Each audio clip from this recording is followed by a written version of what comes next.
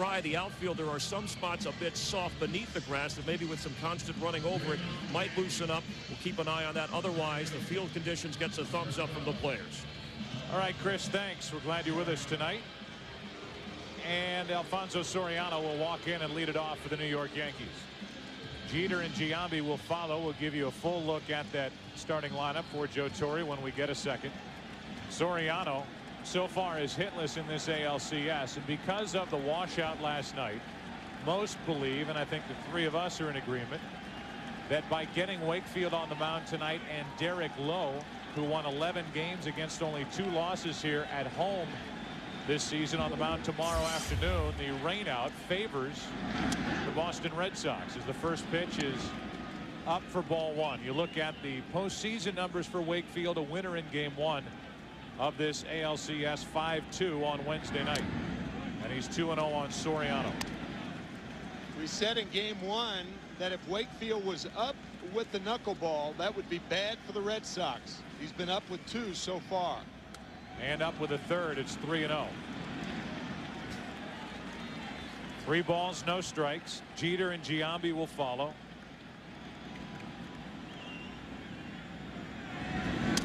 And a strike, 68 miles an hour. A 3-0 knuckleball.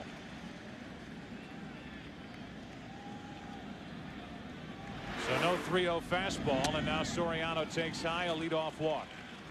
The starting lineup for the New York Yankees, brought to you by State Farm. You know about Soriano. He's on at first now. Jeter is stepping to the plate with Giambi, the DH, to follow. Bernie Williams, Jorge Posada, and Hideki Matsui, the 4, 5, and 6 hitters, with Johnson, Boone, and David DeLucci getting the surprise start. Joe Torre thinking he might be more patient against the knuckleball pitching of Tim Wakefield. Leadoff man is on. Jeter is at the plate. We'll see if the Yankees want to do any first inning running. Hard to hit a knuckleball, easy to run against one. And a little clunker into shallow center field. That ball's going to drop. Soriano will hold at second. It's 2 on with nobody out. And we look defensively at the Boston Red Sox. They've committed 1 error in this ALCS. Belongs to Damian Jackson. They have Ramirez in left, Johnny Damon in center, Nixon in right, with Miller, Garciaparra, Walker, and Millar on the infield. And Mirabelli does most of the catching. In fact, all but 2 innings that Tim Wakefield pitched this season, he had Mirabelli behind the plate. Notice the infield is not shifted for Jason Giambi because Soriano's speed at second base demands that Miller hold at third. Again, it's up from Wakefield, ball 1. Well, if the key for Wakefield, according to Grady Little, the manager of the Red Sox, is how Mirabelli is catching him, he's having no problem catching him, and they've all been up. There's one in for a strike. It's 1-1. Just playing against knuckleballers, and I think we talked about it the first game Timmy pitched. The problem they get into is when they're not throwing strikes with a knuckleball. It puts a lot of pressure on the defense. And Timmy, you said you can run on a knuckleball, and that's true. The 1-1 with 2 on and nobody out is ripped. Caught for a double play. 2 out.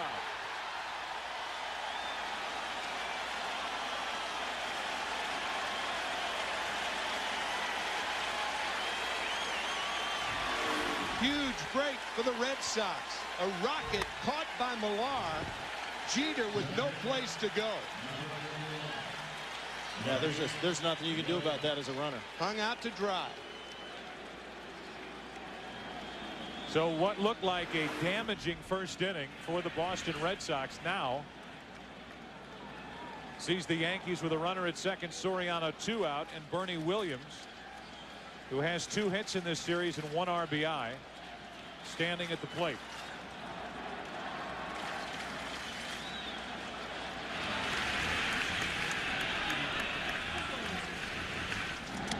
Strike 1 on the inside corner.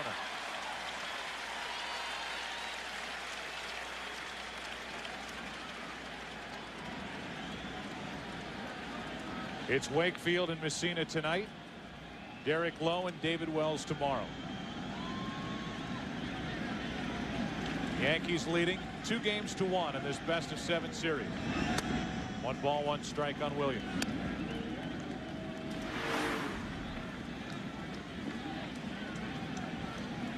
So far, Wakefield is not fooling the Yankees.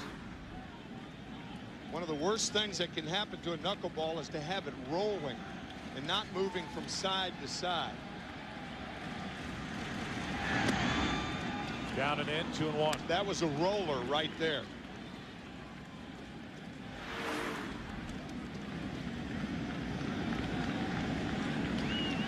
Drifting low for Williams.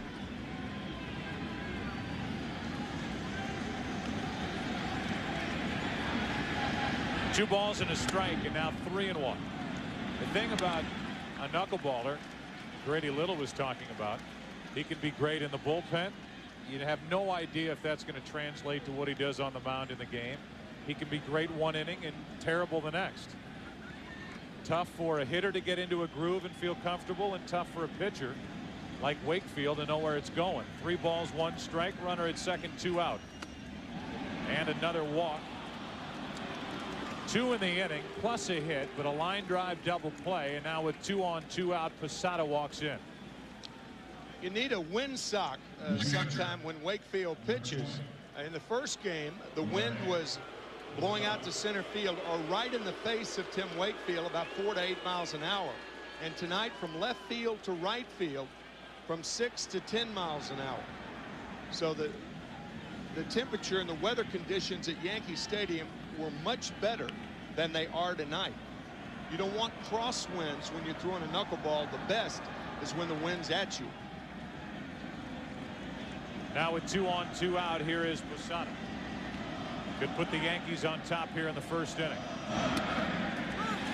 So like judging the distance with a lob wedge in your hand, you got to wonder about the wind. A guy like Roger Clemens, Pedro Martinez, they couldn't care less.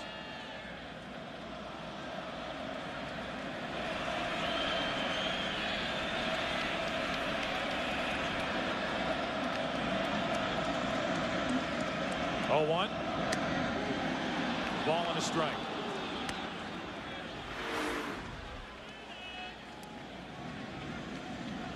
Watch how this ball stays outside. You'd much rather a knuckleball do that than roll and have that rolling effect, because there's no side-to-side movement.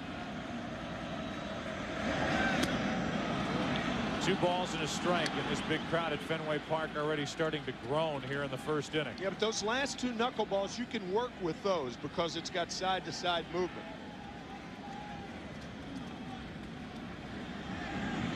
So far, more out of than in the strike zone. 2-1 pitch. On the corner, 2-2.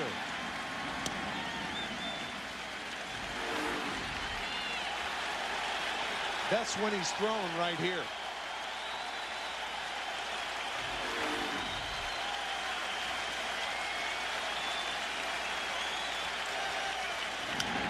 Out of play.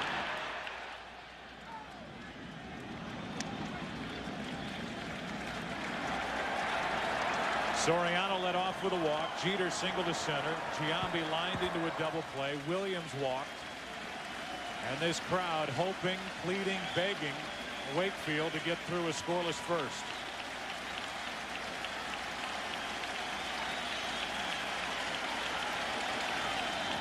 He does.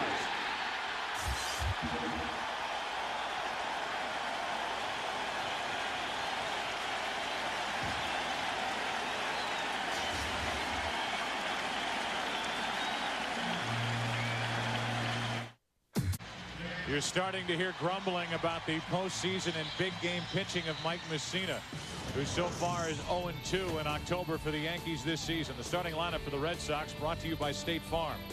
Damon, Walker, and Garciaparra at the top.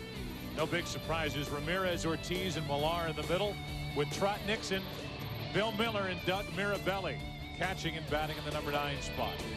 See what the top of the order did in Game 3 against Roger Clemens. And the numbers this postseason for Mike Mussina: he lost Game 1 to Tim Wakefield 5-2 on Wednesday. Winless in his last 5 postseason starts. And a strike on the outside corner to Johnny Damon. Damon made his first appearance of this series in game 3 and went 3 for 4.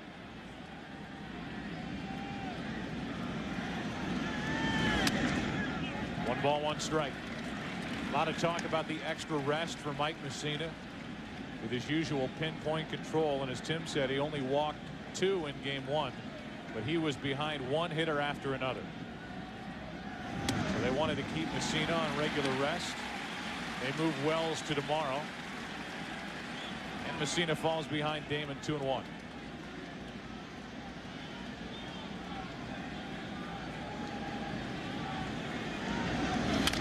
That's foul. And that's Johnny Damon.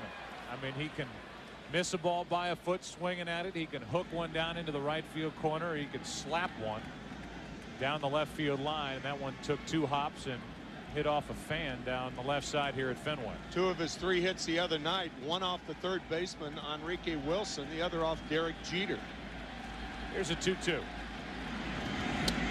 Pitch up and in, and Mussina starts it with a strikeout. Look at the defense for the New York Yankees. So far, they have not committed an error in this ALCS. And the only change is DeLucci out in right. 3rd career postseason start. First with the Yankees. He was with Arizona and missed 30 games with a sprained ankle. Got himself back into playing shape just in time to be a part of the postseason roster for Joe Torre. Here's Todd Walker. Strike 1. I think with Johnny swinging at that pitch, when Mike is most successful, you see a lot of hitters swinging at that pitch up a little bit out of the zone, and that's when he's most successful. The 0-1. A little inside, a ball and a strike. Part of our scouting report is Mussina's control on the inside outside edges. It appears to me that he's throwing much harder than he did in game 1 too. There's some pop in Posada's mitt. Strike 2. That scouting report, that 3rd point is the one to keep in mind. Controlling both sides of the plate. That's what Mike does well when he wins, and when he loses, he doesn't do well. And Brett, you talk about pitchers falling into a pattern with how they try to get you out. Mussina's a guy that just doesn't do it.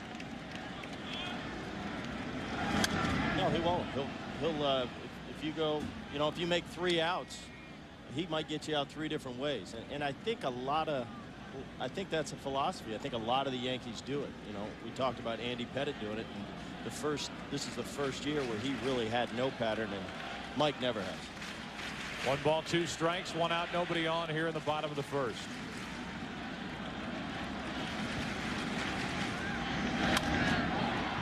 That's foul down the right side. So it stays 1-2. Mike Mussina was signed in November of 2000, and his last win of the postseason came in game 2 of the ALCS against Seattle in 2001. So in October so far, he has yet to step forward and be the dominant type pitcher that he is during the regular season. A 17-game winner this year. That's the opposite way into left. And Matsui hauls in out number 2.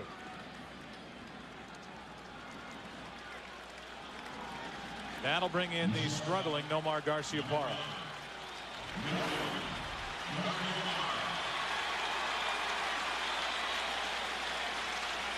That was a fastball. Whenever you see 2 fingers on a ball, it's a fastball, or it looked like a cutter. I think I was wrong the first 2 times. It was a knuckle curve. I've got Brett Boone. You're 1 for 3. Next to me. Yeah, one out of 3. Not bad hitting. Real bad up here. I was going to say, Timmy, we're not hitting.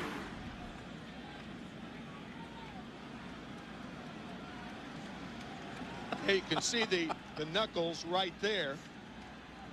That's the knuckle curveball. Garciaparra into center field. It'll carry to Bernie Williams. You 2 compose yourselves. We'll move to the 2nd. Timmy, let's move on. Here in game 4. Down go the Red Sox. 1, 2, 3. No score after 1. Cash or credit? First up, Hideki Matsui, then Nick Johnson, then Aaron Boone here in the second against Tim Wakefield, who dodged trouble in the first thanks to a line drive double play hit into by Giambi. First pitch, a ball. And now another. There's Stephen King. Finished 2 new novels in the cab ride on the way over here, and in the first inning wrote 3 more. 2-0 pitch. 2-1. Big Red Sox fan there, Brett Boone. That's Stephen King. Is he? Yeah. Wrote a book with Tom Gordon's name in the title of it. 2-1 pitch. 2-2 on Matsui. Hideki Matsui so far in this ALCS, 3 out of 9. He was the one that got that big double off Pedro Martinez in the eventful 4th inning on Saturday. Probably the biggest swing of the bat all day. Waits on it, still 2-2. Joe Torre certainly thinks so. In that inning, Posada led off with a walk, then Nick Johnson singled, and then the double by Matsui, and then the ball thrown behind the head of Kareem Garcia. 2-2 pitch. Matsui, a late swing, and he's gone. 1 out. Who is most responsible? Who do you think? That's you. Let's go. Who threw the pitch? Pedro Martinez. Okay. That's your answer. If the pitch wasn't thrown, would anything have happened? No. All right. Thank you. Oh, well, there you go. Well, you have an answer. Why do we need to vote now? Let's see how much. Yeah. Let's see how much weight I carry up here. I don't know if Pedro or Manny Ramirez have PCS Vision phones down in the clubhouse, but they might differ. I don't know. You never know. Yeah. Whatever. Here's the 1-1 pitch, fouled it back. Can't get that upset about that. I know you're scared about facing Pedro Martinez next year, but I mean, say something. I've said my piece. With 1 out, nobody on, 1 ball, 2 strikes on Nick Johnson. That's 3 strikeouts in a row.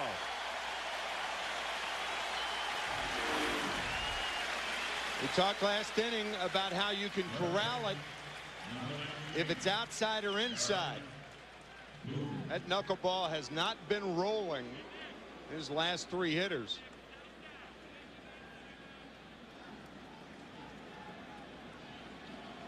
There it is. At freeze. That's what Dave Wallace says about Wakefield when the arm is stiff to the ground and straight up, almost like being sworn in. 1 ball, no strikes, 2 out, nobody on. 1-1.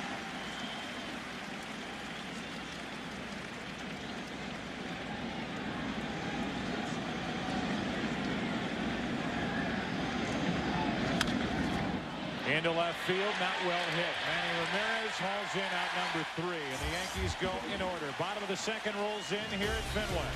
The big bats, Ramirez, Ortiz, Millard coming up. No score. As David Ortiz, Kevin Millard coming up. Here is Manny. Hard hit. Boone, what a play. Long throw for the out. A backhanded stab, and Aaron Boone took care of a tough chance for the first out in the second. There's only one guy who can explain this, a Gold Glover. That is some kind of picking it. It's a great play. He listens well.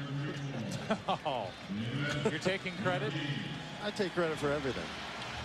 Yeah, Aaron he's a very talented defender. I mean, I've seen him make that play 20 times, and I haven't played against him that much, but I watch him quite a bit. And he can play really anywhere on the infield.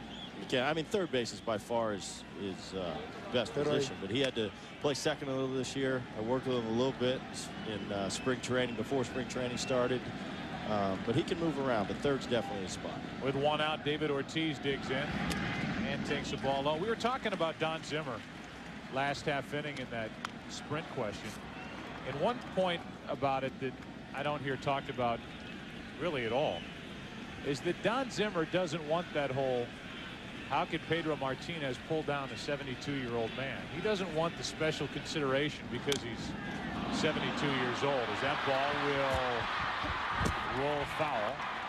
Interesting that Messina would let it roll. Looked like he had an out sitting right there in front of him. I was thinking the same thing. David Ortiz has not attempted a stolen base all year. And that means he's slow. So if he's slow, I think Mike was perhaps worried about throwing into the runner, picking it up, being on the line, and having Ortiz in the way of the throw to first base.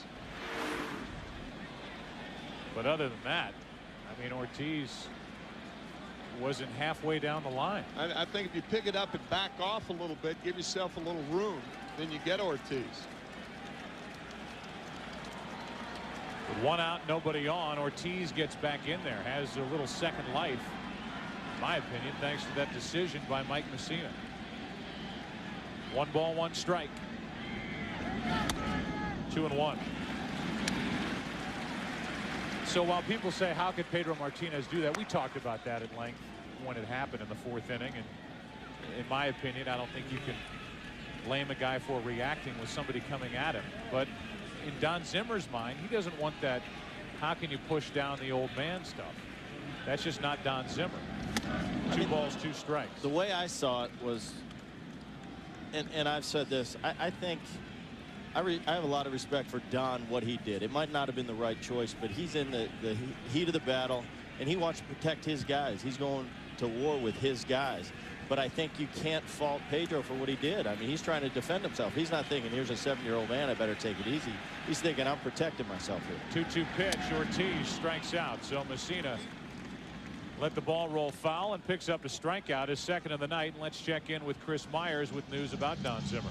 Yeah, Joe, we saw Zimmer's tearful apology on the pregame show. I talked to him before the game around the batting cage. First, he pointed out he's ultra sensitive anytime a player is thrown out around his head, because it was 50 years ago at age 22 when he was batting with St. Paul against Columbus, no batting helmet, and he was hit. He was unconscious for 13 days. He wanted to clarify he doesn't have a metal or steel plate in his head. They actually drilled 3 holes in the side of his head, used a material similar to a bone structure to help, and he was unconscious for 13 days. And then coming out of that, he's always been sensitive, but he did want to make clear that he was sorry about what happened and wanted to now concentrate, of course, on the Yankees moving forward and getting back to the World Series. Thanks, Chris. No balls, 1 strike, 2 out, nobody on Kevin Millar.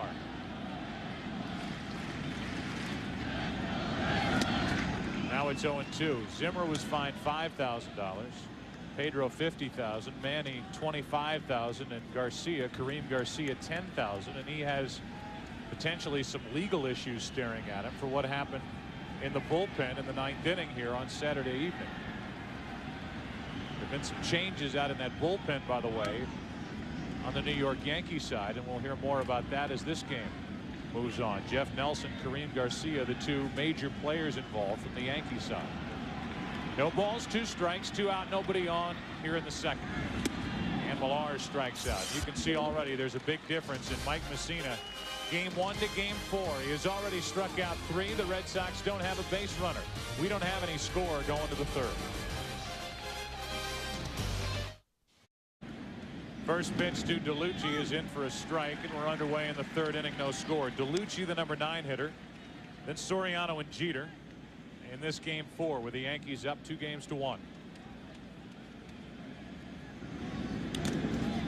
That hit the arm of David DeLucci. Wakefield still staring in there, wanting verification that did hit him in the arm. Leadoff man is on after this. Right elbow clearly blunt. You might say, well, David DeLucci didn't try to get out of the way, but if it's a knuckleball, you don't know where the thing's going.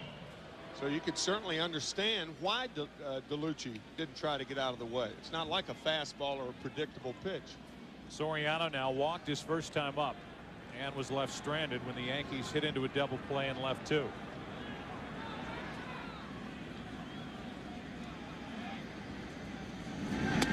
On the inside corner for a strike.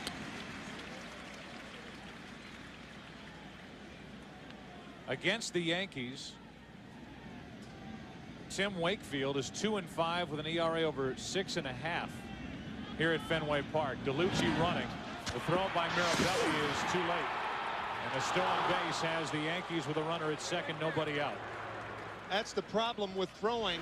Number one, the knuckleball takes a long time to get there, and you can't center the ball with that big mitt.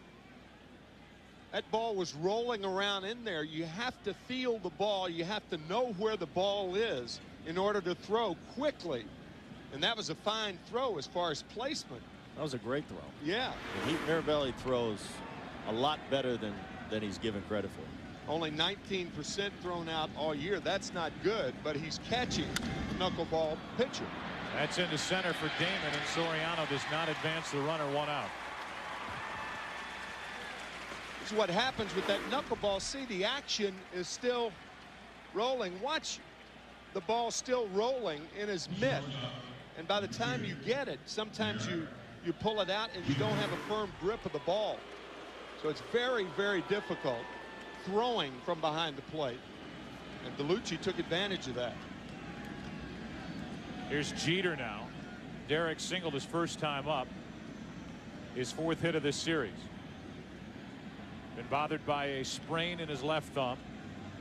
Of course, he dislocated that left shoulder the season opener in Toronto and missed 36 games. Now he's jammed in a pop-up. Damon coming in. 2 out. And with Damon coming in, Todd Walker made sure he got out of the way with what happened in Game 5 out in Oakland. He really did. Watch Walker go that way to clear the way for Johnny Damon. Get out of the way. Damian Jackson running into Johnny in Game 5 of the American League Divisional Series. And now here's Giambi, who hit a rocket down to first with 2 on and nobody out. And the shift is on the infield, but Miller is at least in the vicinity of third base. But it'd be tough for him to get there and cover on a throw over. Up and away for a ball. Not that you want to chance it with a guy like Giambi at the plate and run in this situation, but it would be fun to watch Miller try to get to third and take a throw on a steal attempt. Yeah, the Red Sox realize that there are 2 outs. It's much more of a chance to try to steal third. But when you have a pitcher and you have that as a result, being at third base is not such a bad thing as the count goes to 1-1. Giambi or not, if you can get to third base and feel comfortable doing it because of this, sometimes it might not be too big of a risk. It might be worth the chance.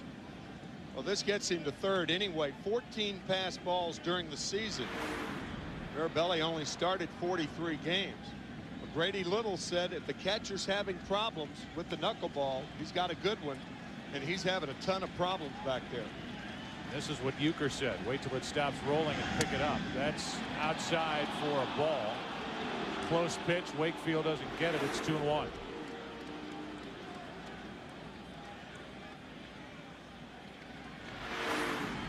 An RBI chance for Giambi. And it's 2-2. It's very interesting to watch hitters when they face a knuckleball. They'll change their stance. Watch Jason. Normally he has that bat off his shoulder all the time. Watch him when Wakefield comes set, how he kind of bounced it. It's just something you do different against a pitcher or a pitch that you don't see all the time. Another pop-up. The Yankees had a runner at second, nobody out, and do not score. They have stranded 3. We go to the bottom of inning number 3. It'll be Nixon, Miller, and Mirabelli coming up for Boston here in Game 4. No score.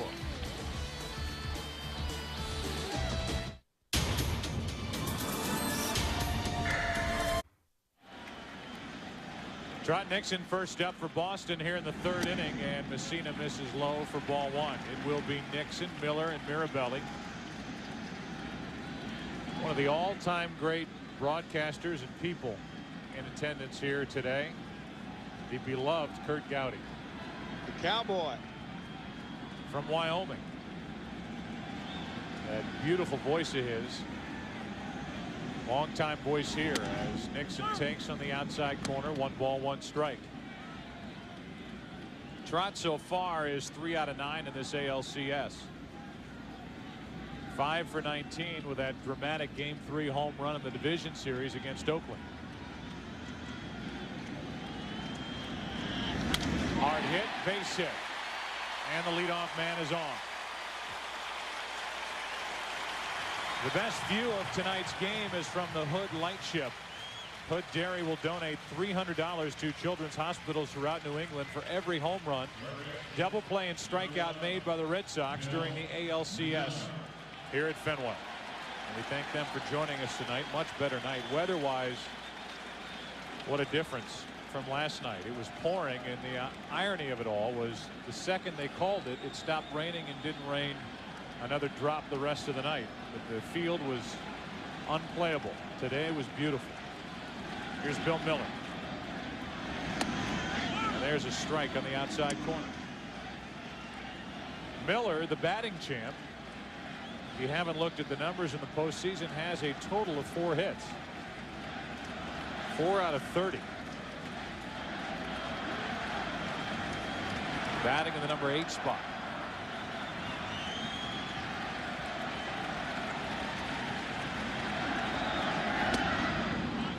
They've got the batting champ who's struggling at the plate. And they've got their best known hitter in Garciaparra, historically a great postseason hitter who hasn't driven in a run. And yet here are the Red Sox, 3 wins away from getting to the World Series for the first time since 1986. What American League pitchers try to do, go up the ladder with 2 strikes to Miller. Check swing on a pitch inside. Still 0-2. Mike Messina is not the type pitcher that relies on a high fastball, but there are an awful lot of American League pitchers who try to pitch Miller up here in the zone with 2 strikes and make him chase.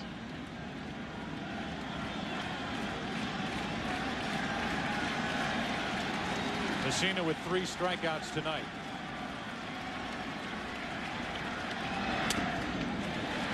Up and out, 1 ball, 2 strikes.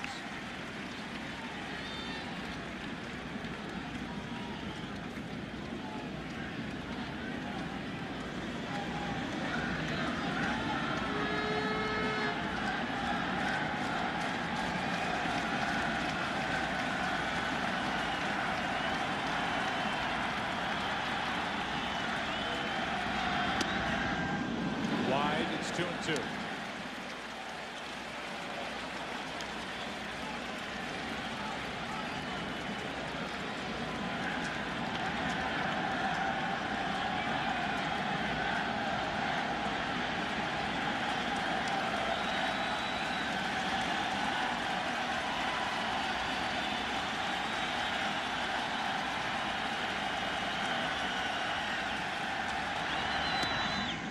Just outside, full count. In the last 2 games, with a count 3-2 on 2 different hitters, Grady Little has elected to send the runner. Both have been strike him out, throw him out, and one was Bill Miller in Game 3.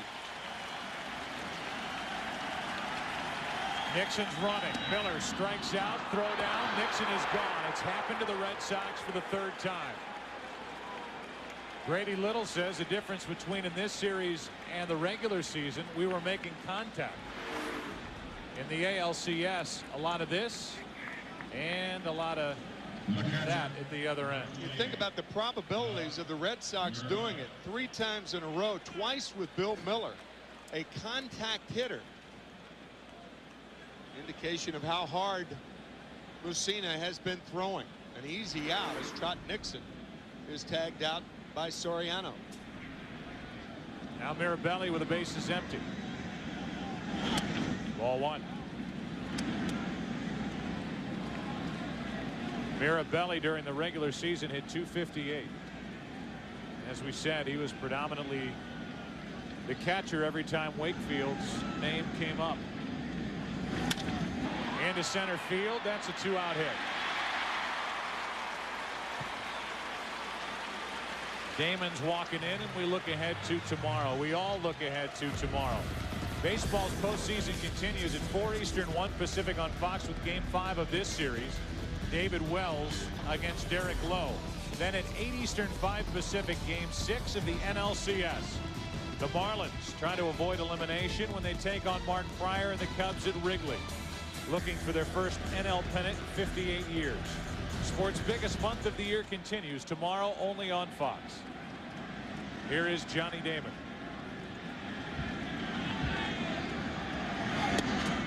Ball 1. In July, all we kept hearing and talking about was this time it counts with the All-Star game. Well, it's about to count. The American League won. It would have been the National League's year to have home field advantage in the Fall Classic, but the American League won with the late heroics. How ironic would it be that the National League manager, Dusty Baker, had his hand in that whole thing? And we talked about it that night. It seemed like comparing the two managers, Dusty Baker was more, yeah, I know it counts, but I still want to get everybody in the game. And you talk to Scioscia, whose team was way out of it behind Seattle at that point, and he said, I'm thinking about matchups. I want Blaylock hanging around for Gagne, and wouldn't you know it, he saved him for the right spot. He ends up winning the game, and with that, if the Cubs were to get to the World Series, they would not have the home field advantage, as that's taken low to make it 3-0 on Johnny Damon. Hank Blaylock with a 2-run home run off Eric Gagne. And back in May, Mike Mussina became the 60th pitcher in Major League history to strike out 2,000. Who was the victim? Hank Blaylock. Here's a 3-0 to Damon. 3-1. I think Hank's going to be looking for a playoff share from that American League team. Yeah, perhaps. He's the one that would give either Boston or the Yankees home field advantage because of one swing. 3-1 pitch. 2 perfect deliveries on the outside corner. It's a full count. Mirabelli will go from first.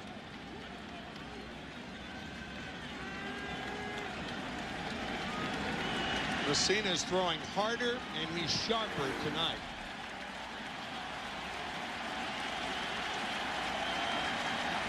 Runner goes, strike 3 on the inside corner. 5 strikeouts tonight for Mussina. And with that, we sail into the 4th of game number 4. Yankees up 2-1 tonight. No score. Thinning already here in game 4. No score. And Bernie Williams first up for New York. Yankees have had their chances so far. 0 for 5 with runners in scoring position. Ball 1 to Williams. Posada and Matsui will follow. Red Sox have out hit the Yankees 2-1.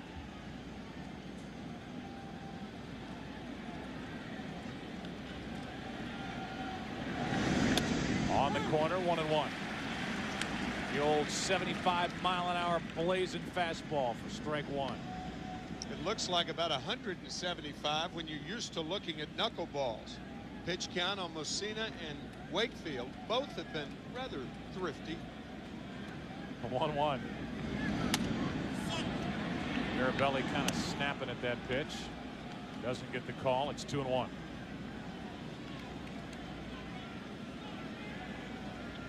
Bernie Williams has not gone deep in this postseason. Had surgery on the left knee during the year. He's jammed and fights one into center field, a base hit. Leadoff man is on for New York, and let's check in with Chris Myers. Joe, you mentioned security increased at the top of the show. The Boston police have added what they call a squadron in that right field area. They have 2 different police officers in the bullpen, different from the other night on Saturday, because they are involved, those police officers involved in the investigation with Jeff Nelson and Kareem Garcia. Major League Baseball has added a security representative back there, and a grounds crew member, an employee of the Red Sox, had to be approved by Joe Torre. He's different, of course, than the guy who was there Saturday. That was Paul Williams, who went to the hospital, who was given the night off, and no doubt he's watching on TV somewhere, waving a towel maybe when the Red Sox do something good. First pitch is on the outside corner for a strike. Watching from center square somewhere out there, Paul Williams. So we have not heard the last of that. One on, nobody out. Leadoff hit by Bernie Williams. Posada struck out looking with 2 on back in the first. 0-2.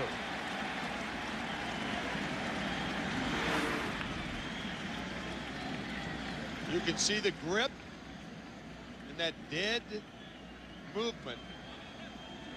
Once again, you don't want spin on a knuckleball.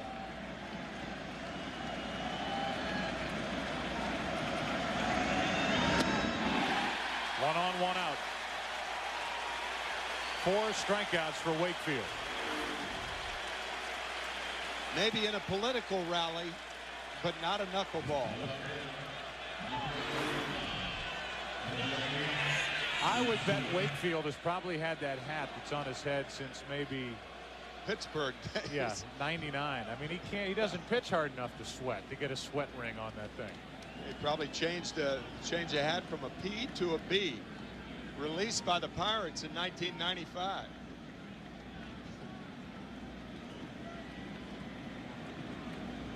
One on, one out. Most knuckleballers sweat milk. Not a lot of people know that, Brett, but they do.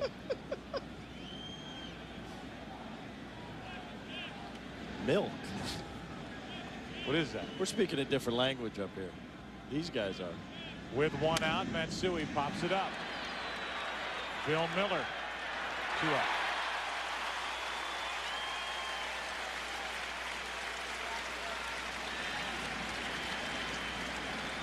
Is Jello in a food group? Trying to hit a knuckleball is like trying to eat Jello with chopsticks. Sometimes you get a piece, but most of the time you get hungry. Says your former partner, Bobby Mercer. Bobby Mercer signed with the Yankees originally as a third baseman, moved to center field, played for Ralph Houck. Then he moved to the Giants and the Chicago Cubs. And then back to the Yankees to finish a terrific career.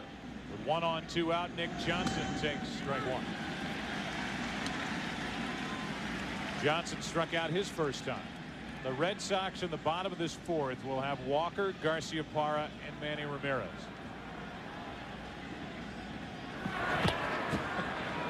He hadn't even left the bag. Yeah, I mean, aren't you surprised at that? I mean, Bernie Williams is not an adventurous base runner. And he has had knee problems. His left knee operated on in May, but a knuckleball pitcher on the mound. Wakefield just wants to air it out a little bit. Tired of flipping knuckleballs to the plate. He wants to use his fastball over to Millar at first. That's a place to do it.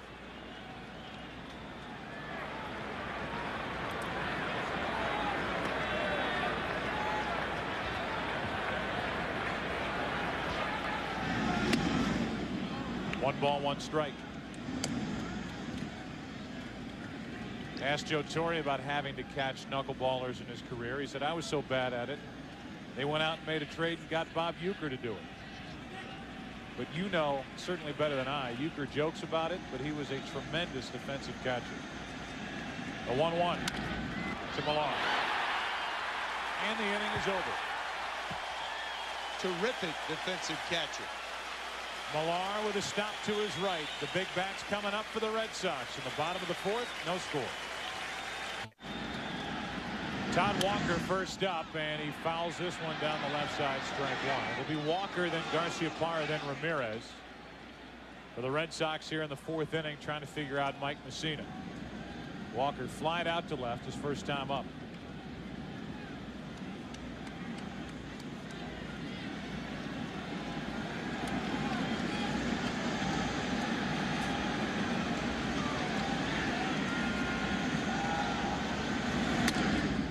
Outside, a ball and a strike. Tomorrow's starters we mentioned, Derek Lowe and David Wells. Talked to Wells before the game and asked him about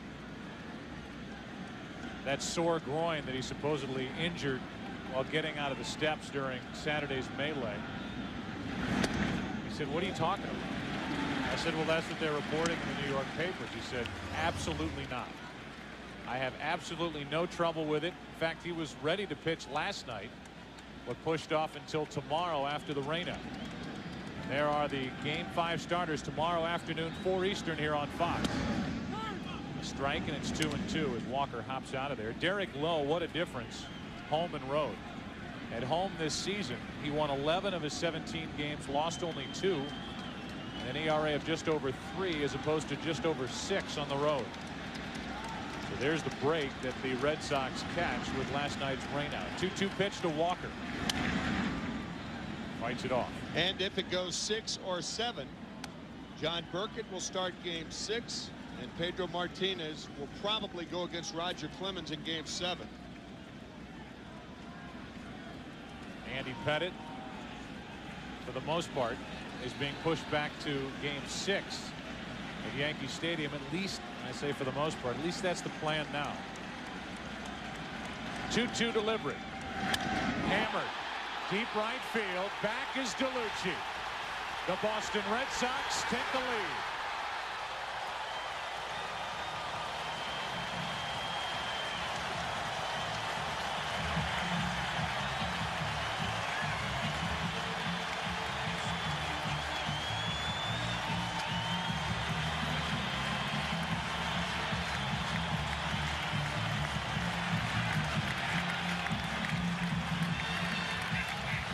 The last pitch to Johnny Damon to end the 3rd inning. Messina dropped down and threw a fastball. It surprised Damon. To Todd Walker, he dropped down, threw a fastball. No surprise. Pumped to right field. The Red Sox record 5th home run in this postseason as Garcia Parra quiets the crowd with another out. 1 out.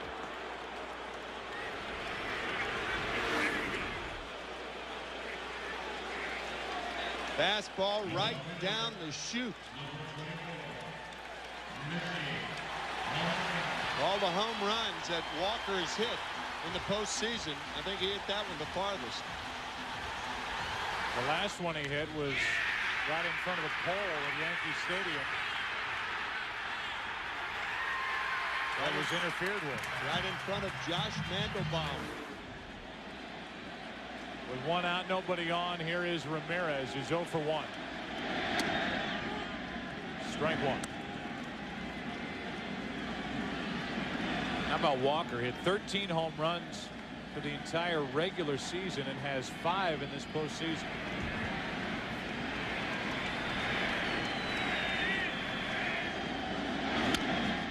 A clunker to 3rd for Boone. Tough play. And we'll see what they rule it. Ramirez is on nonetheless with 1 out here in the 4th. Aaron looked like he was trying to get to it before he took that tricky hop. It did. It took a little bit of a funky hop on him. It kind of delays right there and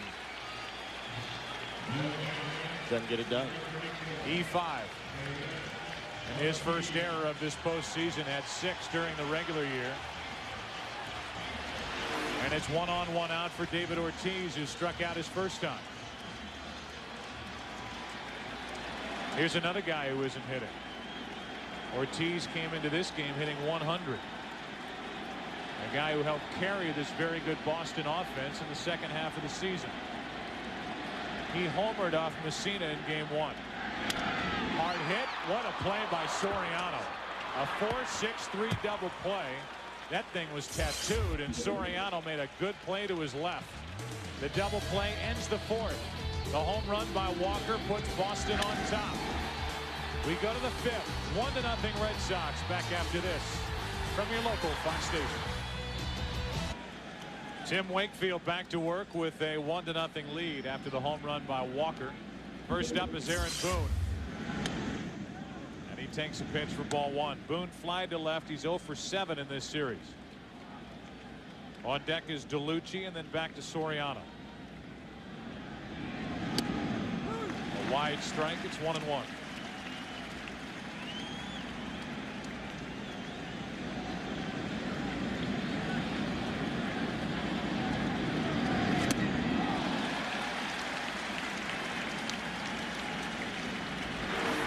Tim Wakefield has just been sparkling for the Red Sox. No runs to the Yankees through 6 at Yankee Stadium. And now no runs through 4 here at Fenway. 2-2. Got out of trouble in the first inning, and since then has really settled down.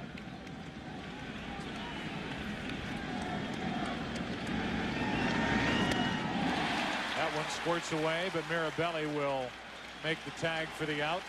That's 5 strikeouts for Wakefield. Let's go back to game 1. Todd Walker. His 4th home run of this postseason. Right in front of the pole. The hand of Josh Mandelbaum shoots in front of the pole. And then tonight, a beautiful picture of this moonshot that settles into the seats beyond the right field wall. DeLucci takes a strike.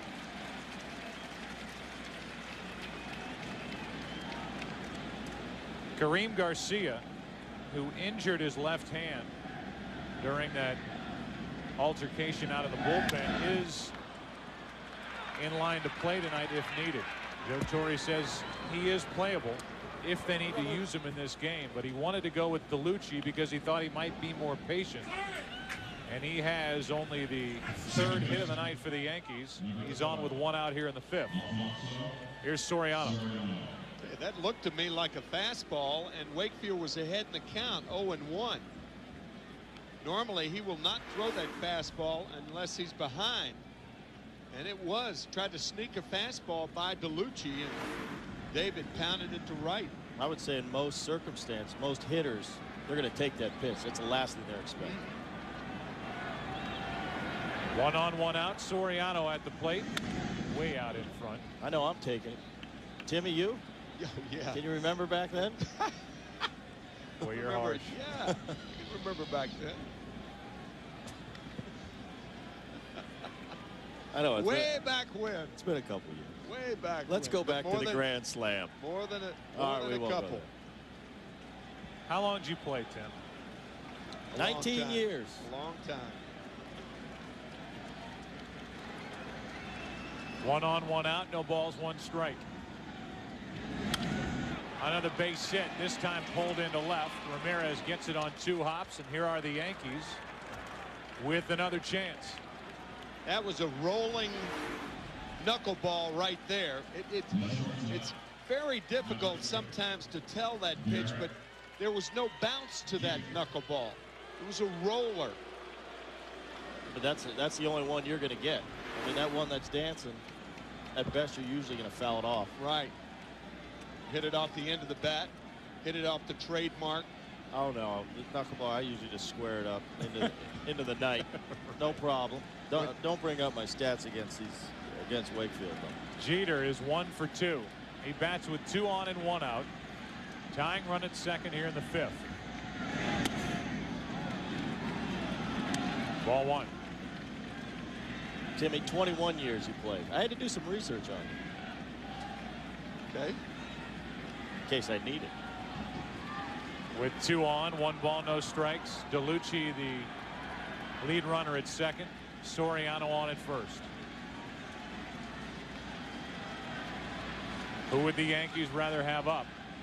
Second baseman was out of position on strike 1. That's a dangerous thing to do with Derek Jeter. Walker over towards second base, worried about the steal. And Wakefield did not step off, and that hole in the right side was wide open for a guy who goes to right field a lot.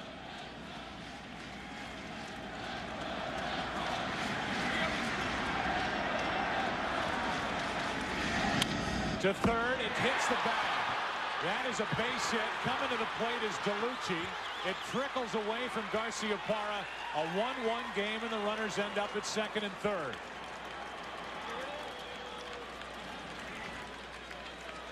Off the trademark. Derek Jeter jammed and keeps the ball fair.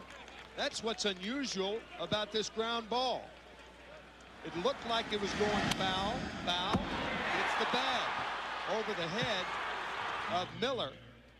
And then Garciaparra, had he come up with it, he could have held Soriano to second base. Soriano stopped. DeLucci scores easily. Once it hits the bag over his head.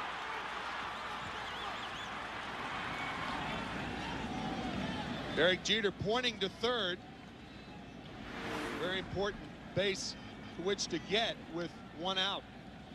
Now it's second and third, 1 out for Giambi, and he takes ball 1. Yeah, that's as big a part of the play as any. As that ball trickled away, Garciaparra had a chance to come up with it and hold the runners at first and second. He missed it, and the runners advanced to second and third for Giambi, who could put the Yankees on top for the first time tonight.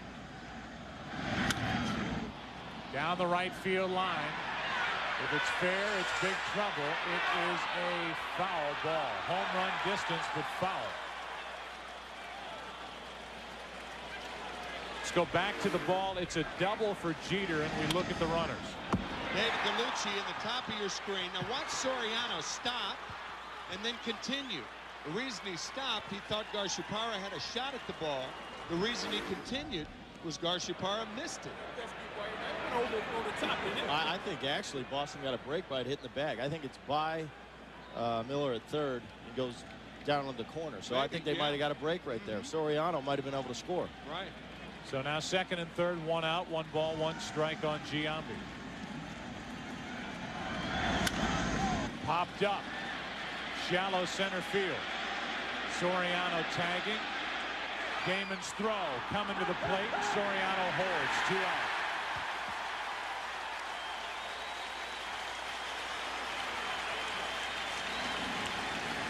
Oh for 3 with runners in scoring position is Giambi tonight. Damon does not have a strong arm, but he's just too shallow for even Soriano to score. You just can't take a chance with Bernie Williams coming up. Jeter looking at Soriano. He sees him tag. Then he tags Soriano with a fake break to draw the throw. Nothing doing. Now it's second and third, 2 out for Williams, who has singled and walked.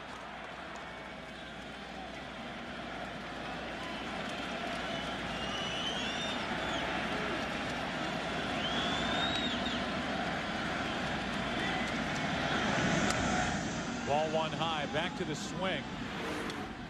And mega slow-mo by Giambi. It's the bottom part of the ball and just does not lift it enough to score the run.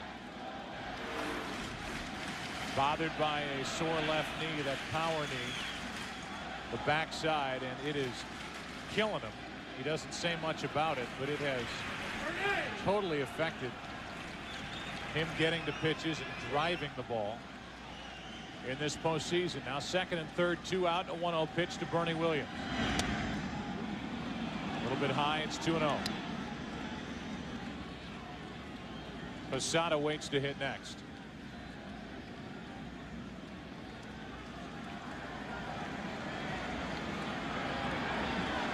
Three hits in the inning, an RBI double by Jeter to tie it. 2-1. Soriano, the runner at third, explosively fast as Williams swings through the 2-0 knuckleball. Soriano ready to score on a short pass ball. Anything that squirts out of Mirabelli's reach, Soriano will try to score.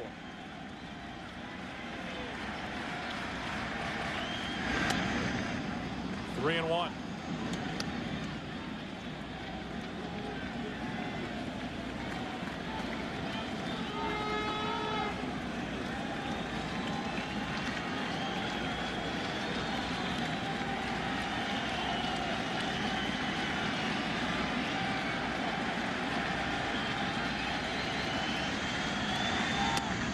Two wide, the bases are loaded with 2 out. That's the first walk since the first and the third of the night for Wakefield. And it looks like Dave Wallace is going to come out and have a chat. What possibly can he say? Try to stay on top of the ball. That's the only thing Dave told me that he tells Tim Wakefield. A lot of times when he drops down, he's away to left-handed batters. And when he has been wild this inning, it has been away to left-handed batters.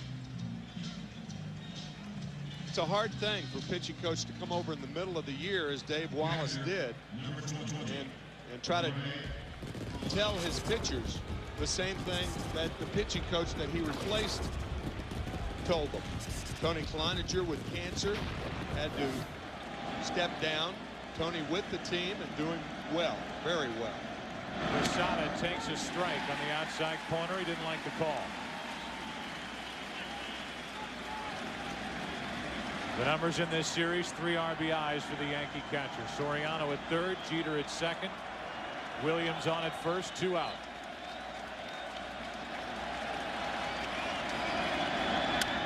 Into left field, Manny Ramirez right there, and the inning is over. So the Yankees now have left 7. They do come up with a run on a double by Jeter. We're halfway through game 4, and the Yankees and Red Sox are tied at 1. And Miller. If anybody gets on Mirabelli, the number 9 hitter. Millar struck out his first time 3 out of 14. With his only RBI of the postseason coming in this ALCS, he takes a strike. Here's another guy. He drove in 96 runs during the regular season, hit 25 home runs, and this Boston offense has yet to put any consistent pressure in either one of the series against the opposition's pitching. That's out of play, strike 2. And as we've said already a couple of times, this is a record-setting offense. Slugging percentage, on base percentage. They got guys on. They had 8 guys drive in 80 or more runs. First time that's happened. They're having a tough time in October. Millar hops out of there, waiting for an 0-2 pitch from Messina.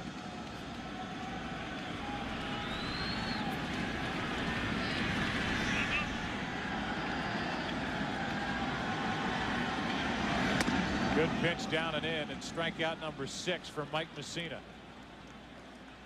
To look at it another way, we look at this Red Sox offense. 291 batting average, 961 runs, led the majors, major league records, total bases, extra base hits, slugging percentage, previous record held by the 1927 Yankees. Yet here they are in the postseason, hitting 190 with runners in scoring position coming into this game. Their only run tonight, a home run by Walker. Nixon hits one to deep center. Back is Williams, and the Red Sox are back on top.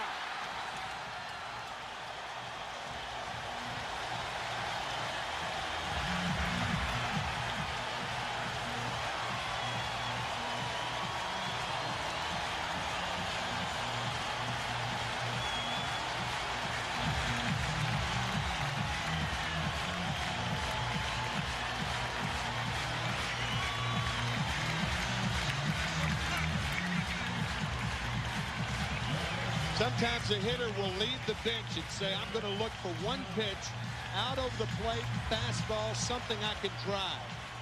A similar spot that Nixon won game 3 of the American League Division Series against Oakland.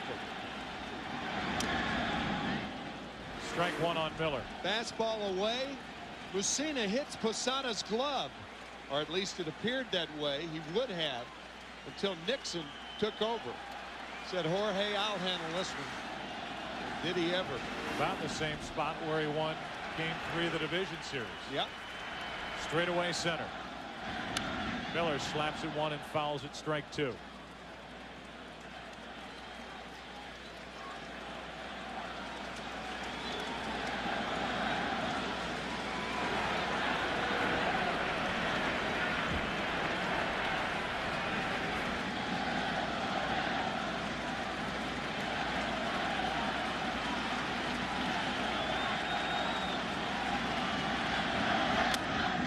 Swing and a miss. 2 strikeouts in the inning for Messina. 7 on the night.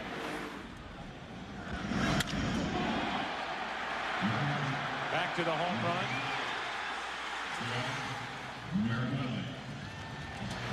And a view from the top of the monster and left. Here's Mirabelli, who singled his first time up. That is the 5th home run in this series given up by Messina to the Red Sox. In just about 10 innings. Gave up 21 during the regular season and 214 2/3. You look at recent history with Messina in this ballpark. His last 5 starts here, 4-0 with an ERA of 2.5. And it was a Friday night, September 2nd, 2001, when he pitched a 1-hit shutout and came awfully close to a no-hitter. 26 in a row until Carl Everett, as a pinch hitter, single to center field. Little jam shot to left center. Mirabelli out in front, ball and a strike.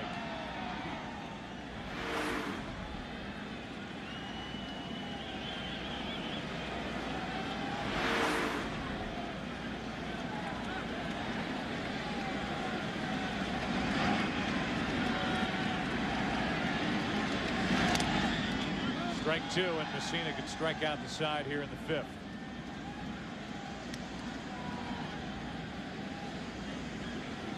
The Yankees will have Matsui, Johnson, and Boone in their half of the 6th.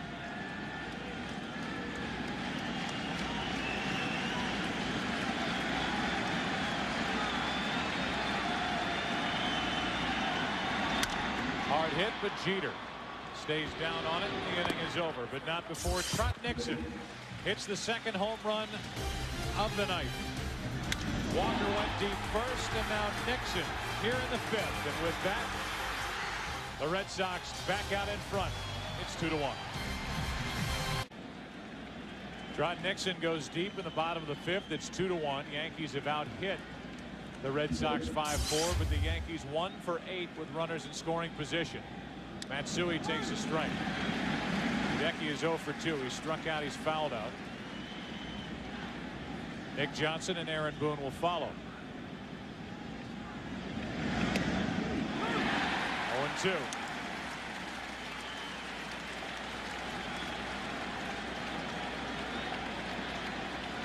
Between innings, a long conversation between Joe Torre and Bernie Williams. 3 pitches and strikeout number 6 for Wakefield. Major League Baseball is over there. He's been on base 3 times. There was something odd about that lead he took in the 1st inning. And then after he singled in the 4th.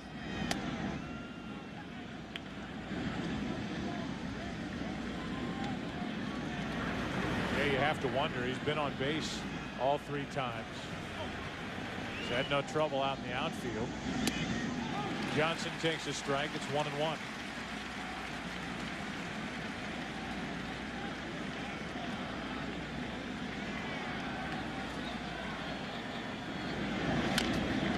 Strike 2. This crowd has yet to really get crazy here tonight in Game 4, and that's, I think, indicative of the pressure that these Red Sox and their fans are feeling. Down 2-1.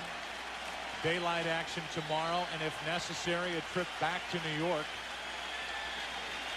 for 6, and again, if necessary, 7. Leading 2-1 tonight. 2 out.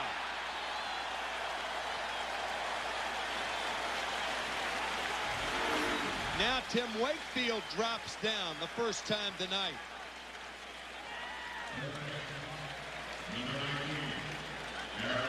See how that ball ends up in the heel of the glove of Doug Mirabelli. And getting back to the opening, Grady Little saying that the catcher's having a tough time catching it, the hitter's having a tough time hitting it, and both have been true.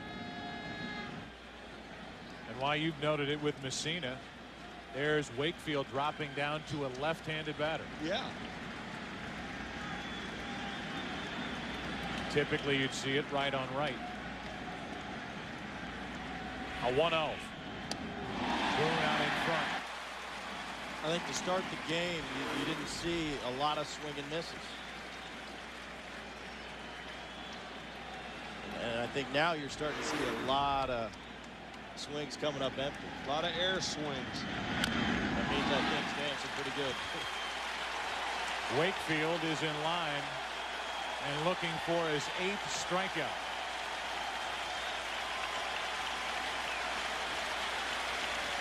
One and 2 on Aaron Boone, who is 0 for 8 in this series.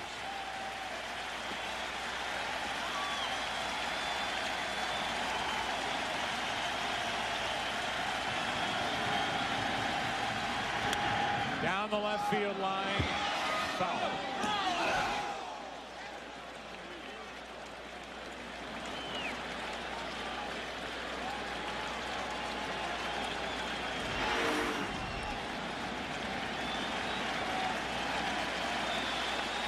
From the top of the monster, hooking all the way and ending up foul. A 1-2. 2-2.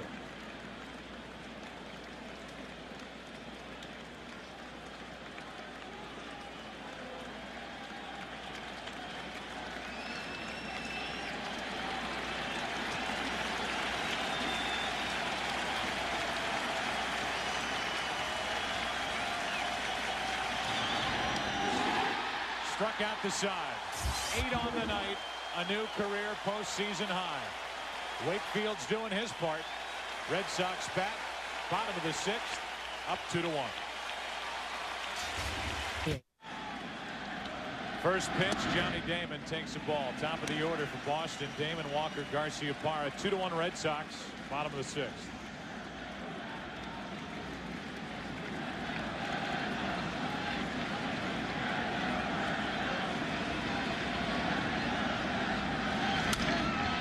Opposite way, had a good clip to it, back against the wall, caught by Matsui. Damon is 0 for 3 after a 3 for 4 debut in this ALCS on Saturday. A click is the appropriate sound for a ball hit well. A little bit of an uppercut swing. He hit it well, but lifted it a little too much. And Matsui makes the play.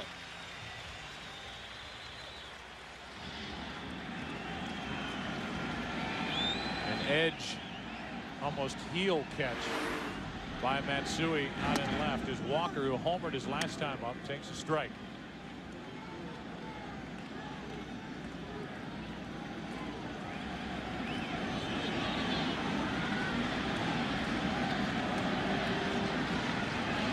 Todd Walker supplied the first run of the night back in the 4th inning. Yankees tied in the top of the 5th, and Trot Nixon went deep to put Boston back in front.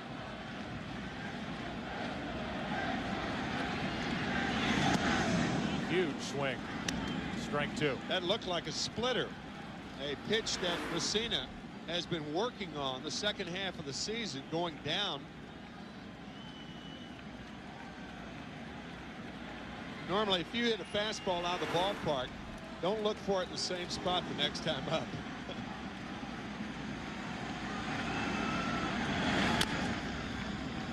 Still 1-2. Although sometimes it's a good pitch, because as a hitter you hit one out and you're thinking to yourself, next time up he don't want to throw me that one. That's right. You throw me that same one, I might. What are you doing? Yeah.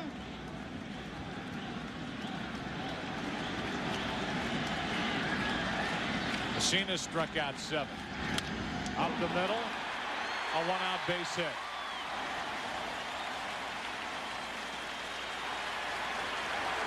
In-game box score for the Red Sox is brought to you by AT&T.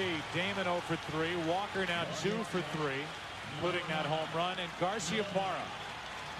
These Red Sox fans waiting for Nomar Garcia Parra to do something. Has not driven in a run in 35 at-bats in the postseason. 2 out of 15 in this series. And within the 2 out of 15 hasn't looked good in compiling the 2 out of 15. It's not as if he's been hitting into bad luck. And it's 1-on, 1-out for Garcia Parra with Ramirez on deck. That is a fair point, because he has been getting under balls, been topping balls, hitting balls off the trademark. Not a question of luck.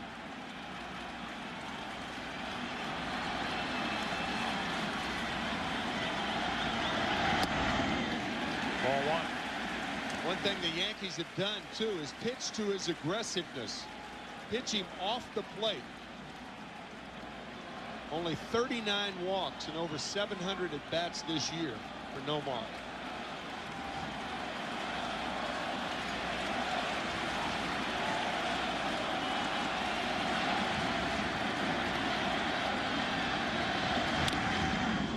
Another one in on the hands and off the trademark. 1 ball, 1 strike. Now his first time up tonight, an example of that.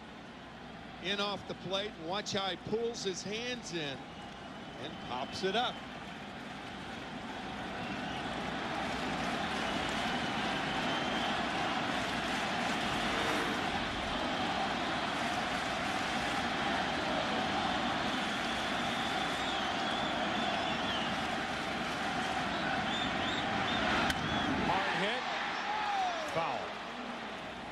That's as hard a shot as he's had in this series. Right. This ball down a little bit over the fat part of the plate. Crushed but foul.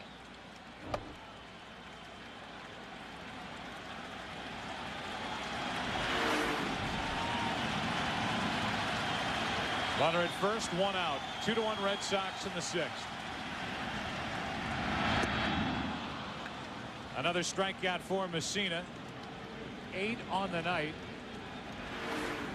And Garciaparra now 2 out of 16. Pitching to his aggressiveness. Out of the strike zone. Knuckle curve.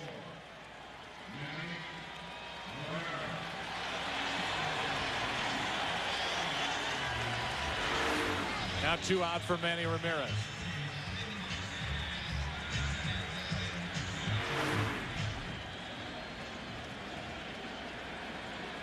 See that front hip leaving on that last swing by Nomar Garciaparra.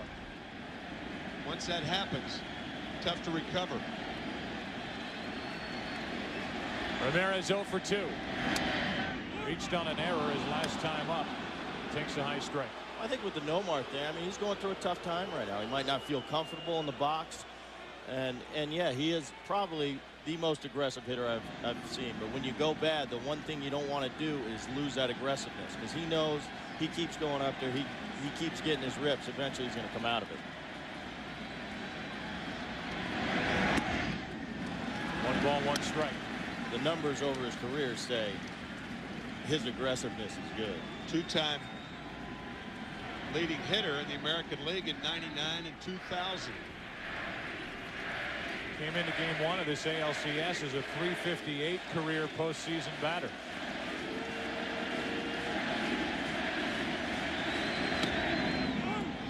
Posada can't handle strike 2 as it squirts away. 1 ball, 2 strikes on Ramirez. Very interesting that Joe Torre has Aaron Boone on the line at third base. Manny does not hit a lot of balls down the line. For the most part, when you see that with 2 outs, what Torre is saying, that he wants you to get 2 hits, not 1, to score the run.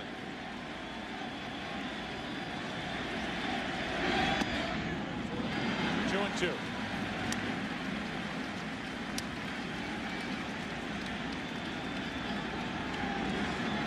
David Ortiz 1 for 11 on deck.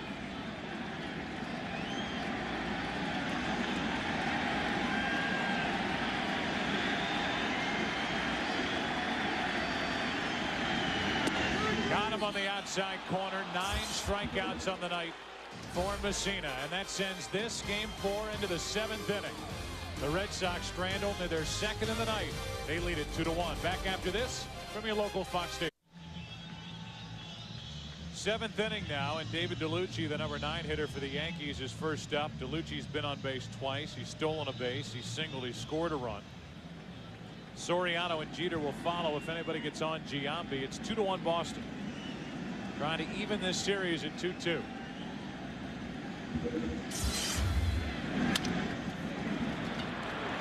Todd Walker, 1 out. Leadoff man is gone, and we check in with Chris Myers.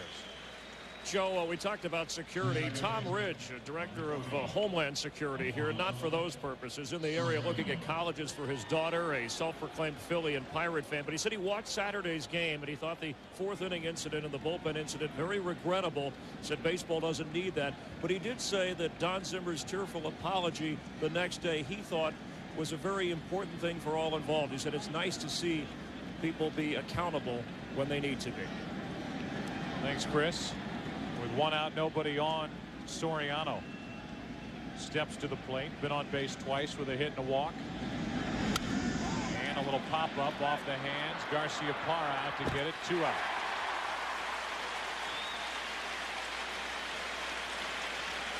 So far, we haven't heard really much of anything from Pedro Martinez after Saturday's events. Nope.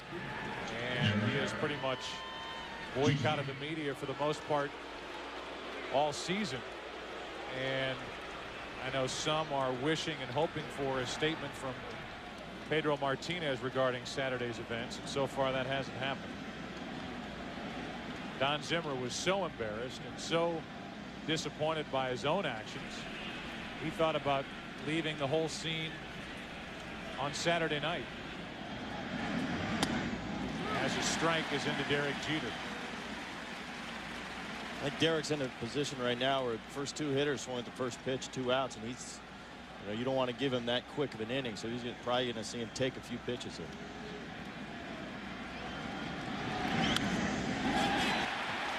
A little pop-up. Miller, Mirabelli, and it's Bill Miller who comes in basket style to end the inning. A quick and easy 4-pitch top of the 7th inning against DeLucci, Soriano, and Jeter. Time to stretch here in Game 4. Red Sox still lead Boston, but just as good, really, has been Messina, who's needed only 77 pitches to get through 6 innings. But he's allowed 2 home runs, 1 to Walker, 1 to Nixon, and he's on the short end of a 2-1 score. I think the key to that is there has been 2 home runs, but they've both been solo shots. Keeps his team in the game. Ortiz first up, then Millar, then Nixon.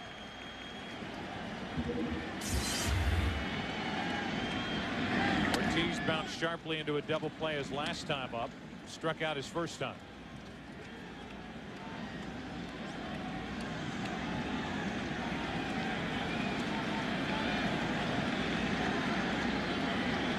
Homered off Messina in Game 1.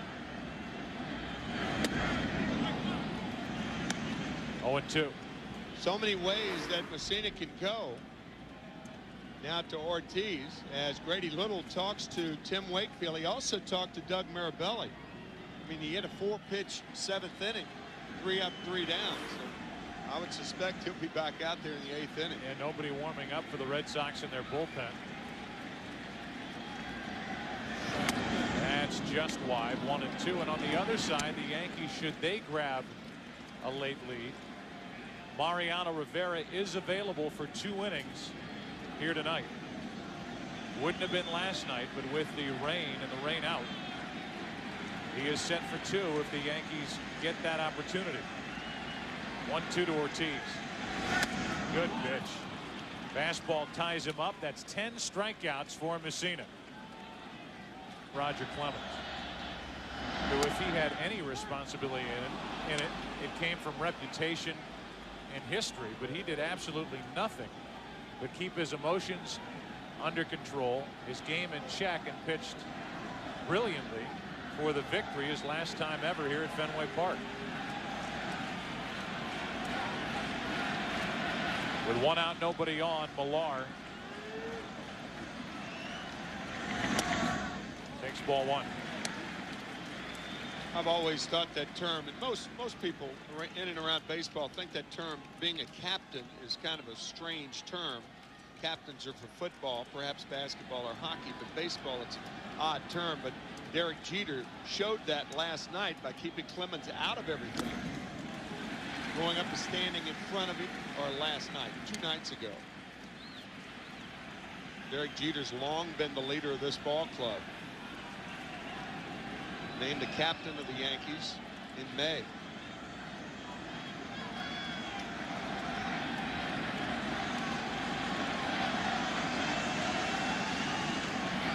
Here's a 2-1.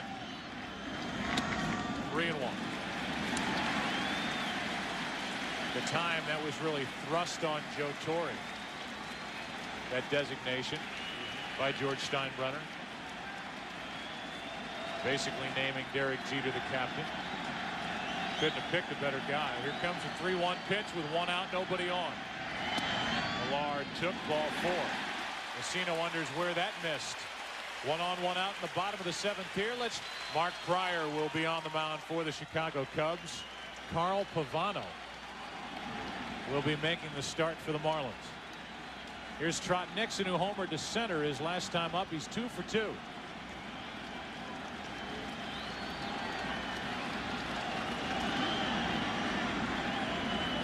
You could see Posada pointing to the right side of the field before that pitch was delivered, and Messina eventually stepped off. I think what happens is Posada saw Millar right there. You could see him checking, and now he tells Messina to check Millar. Don't let him get off of there and take a walking lead. You don't want to tell your pitcher that when he's in his stretch, because you could cause a balk, but make sure you tell him before the signs are delivered.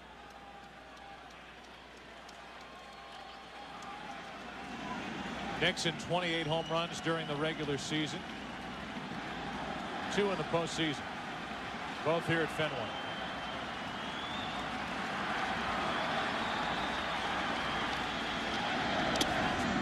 What a save by Posada. Keeps the double play in order as he got enough of a glove on it to keep it at the plate. Yeah, that was a terrific play by Posada. Very difficult going to his right, trying to square up to keep the ball out in front of him. Sharp breaking knuckle curve. Nicely done by Posada. Now Mel Stottlemyre, the pitching coach for the Yankees, in what could be his final year in that position for New York, is out to talk to Mike Messina. Mel said he would decide whether to come back as the pitching coach of the Yankees over the winter. Little meeting on the mound with Nixon at the plate. Best view of tonight's game is from up above the Hood Lightship. Hood Dairy will donate $300 to children's hospitals throughout New England for every home run, double play, and strikeout made by the Red Sox during the ALCS at Fenway Park. Tonight the Red Sox have hit 2 home runs. Wakefield has struck out 8. The Red Sox have turned 1 double play as Felix Heredia, the left-hander, gets loose for New York. Red Sox hitters might go out and help carry Heredia into the game if the Yankees are willing to take Messina out. A 1-0 on the outside corner. 1 ball, 1 strike. Thought Messina caught a break there. That ball did not look like it was on the plate. May have been a splitter. Posada sitting away. Nope, I take that back. Little front corner action there. Sometimes the catcher will catch it off the plate, but it hits the front corner. 1-1.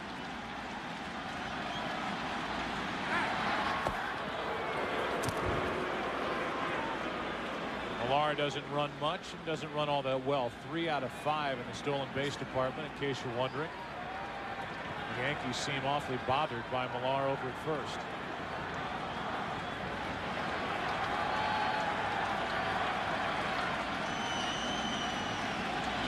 Red Sox have not had much, if any, luck with the running game in this series. Nixon goes the opposite way. Deep into left field and off the monster. Millar will end up at third. Hold there on a double by Trot Nixon. That is a terrific play by Hideki Matsui, who deked Kevin Millar by making it appear that he was under the ball. Otherwise, Millar takes off and perhaps could score. Check him out right there. Now he turns around at the last minute, and that throw home holds Millar to third base. All Millar could do after the play was hang his head over at third base. Yeah, right. Because he knew he'd been had. This stops Millar right there. Now by the time he resumes speed, too late to score. Good play by Matsui. Ball almost left the park.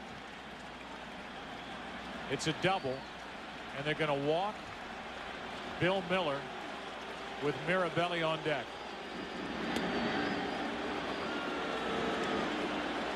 If you're going to pinch hit for Mirabelli, you have to take Wakefield out of the game,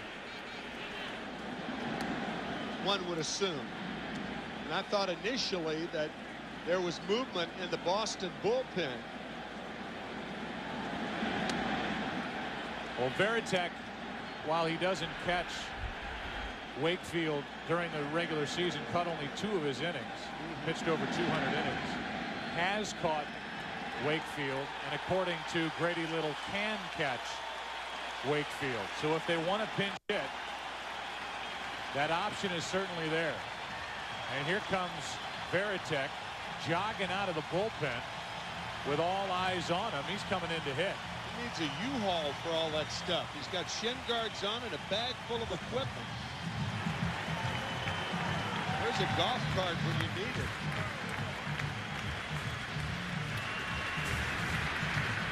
So Varitek caught the attention of these fans. They're standing and applauding. And Mirabelli, it appears, will be lifted for a pinch hitter, and there is no action for the Red Sox out in their bullpen. But Mirabelli is not coming to the plate. They're waiting for Varitek, so Mirabelli is finished, going 1 for 2. What's amazing to me is if the Yankees don't have that meeting at the mound, does it give Varitek time to even get ready to hit? And a long way to go. Well, the reason that the Red Sox are in this situation was that play by Hideki Matsui. Yastrzemski, there was nobody better at playing the monster than Carl Yastrzemski. But Matsui has learned in a hurry.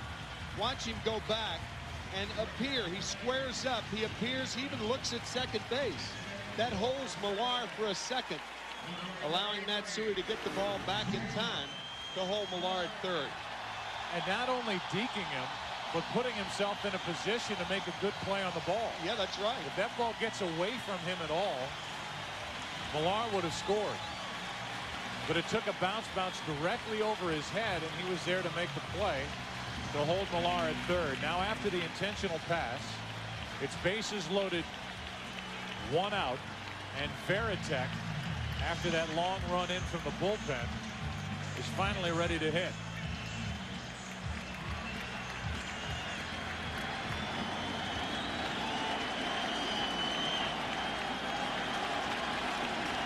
Call a pinch hitter in from the bullpen. Yeah. Bases loaded, 1 out from the stretch.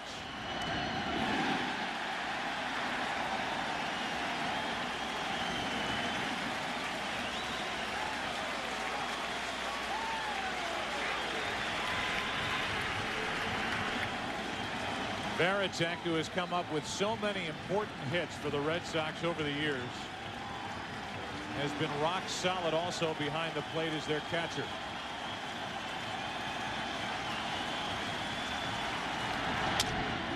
To the left side. Out at second. Safe, and a run scores. It's 3-1.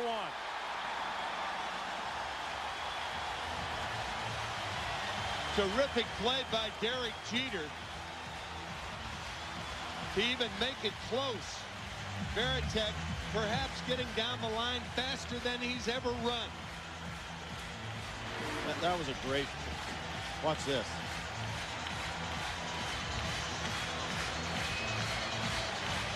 Ooh, very close. Very close. And with that, Joe Torre is going to make a pitching change. The lefty Heredia coming in. Another look at the play at first. Called safe. A run is on the board in this 7th. It's 3-1 Boston. Johnny Damon dealing with Felix Heredia. And the first pitch misses, ball 1. We've had looks at that play at first base, and it certainly appears that Joe West, longtime big league umpire, the first base umpire, got the call correct. Right. Varitek's foot just beating the throw to first. The relay from Soriano. It's 3-1. Damon, 1 ball, 1 strike. This is the most definitive look at it. And you'll see the foot on the bag before the ball is all the way in the glove of Nick Johnson. Joe West getting a little help from Jason Varitek.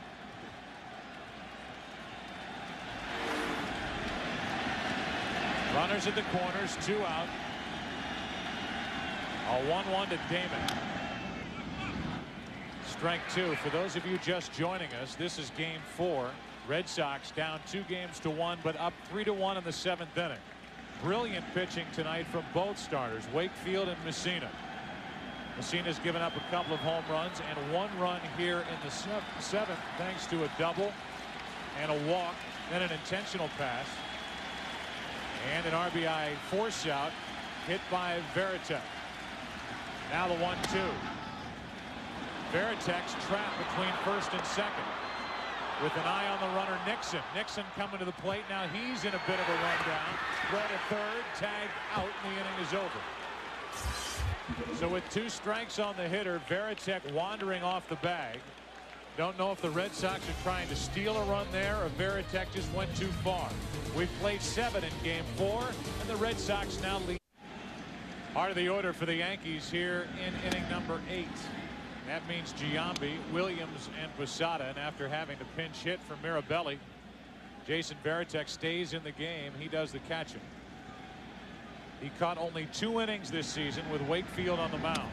That came right at the end of the year. Otherwise, of the 202+ innings, Mirabelli caught 200 of them, as Embry and Timlin are both loose and ready in the Red Sox bullpen. That's wide. 2-1 on Giambi, who's 0 for 3 tonight.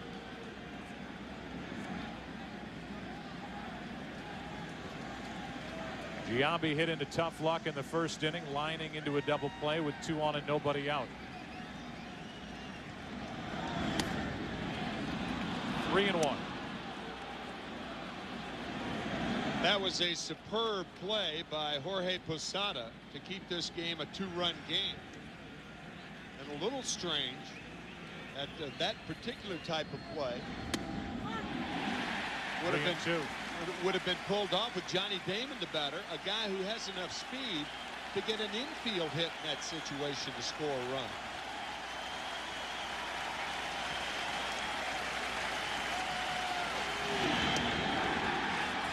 Low for a leadoff walk.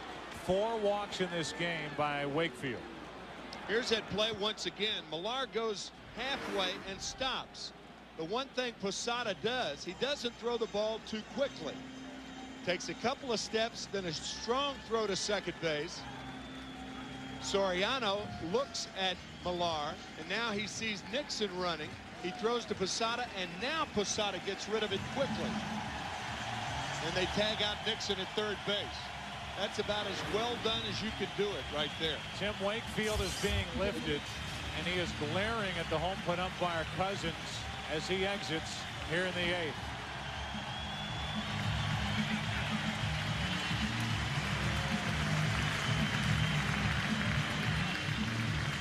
After a leadoff walk to Giambi, and Timlin this postseason has been perfect for the Boston Red Sox out of their bullpen. And for a bullpen that struggled much of the season, overall this postseason, the bullpen for the Red Sox has a 0.79 ERA. Wakefield was furious when he saw Grady Little come out of the dugout to pull him, either with the decision to take him out or with a home plate umpire, Darrell Cousins, on what was a close 3-2 pitch. It was called ball 4. Giambi is on, and Bernie Williams is at the plate. 3-1 Boston in the 8th. And a shot into center field. Back is Damon on the run. 1 out. And Bernie Williams can't hit it much better than that.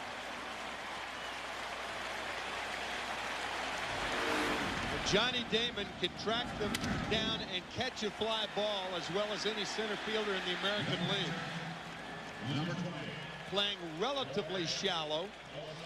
A nice play by Damon. Bernie Williams did not get the lift on that ball. Otherwise, this game's tied. Now Posada. So even with the switch hitters, and then Matsui and Johnson, Grady Little puts his faith in Timlin, the right-hander.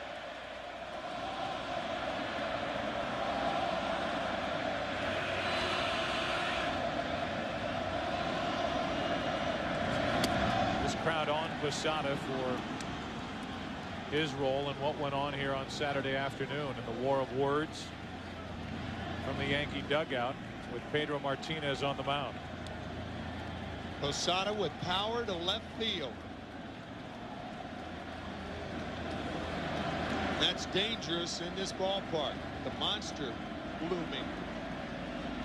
1 on, 1 out. 1 ball, 1 strike.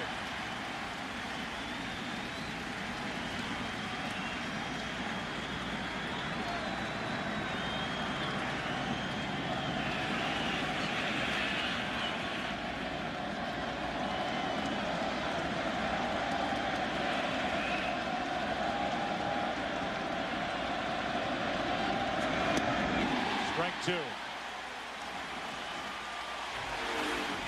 Wakefield with 7+ mesmerizing innings. And now it's Timlin out of the bullpen throwing mid-90s. He has Posada set up at 1-2.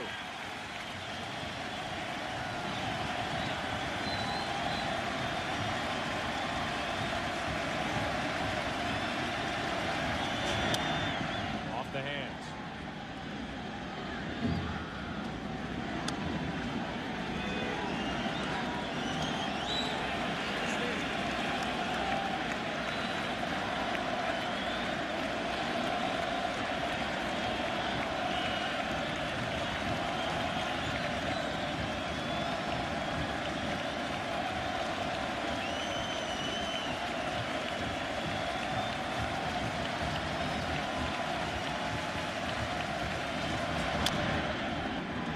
No chance to turn 2. The flip to Timlin. Out number 2.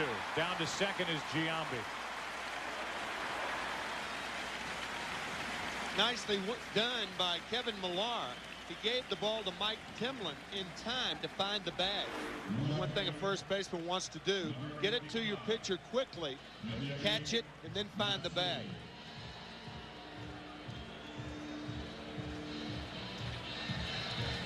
They show up in mid-February in spring training to work on that play, and here in mid-October, Timlin and Millar get a chance to use it. Now with the left-handed hitting Matsui at the plate. Giambi's at second with 2 out. Timlin's a guy who's been in the World Series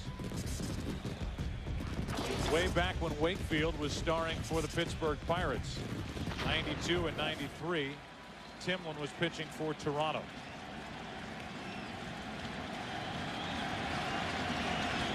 Won a ring both years. With 2 out, Matsui. Ball 1. Toronto beat the Atlanta Braves in 1992, and the Philadelphia Phillies on the home run by Joe Carter off Mitch Williams in Game 6 of '93.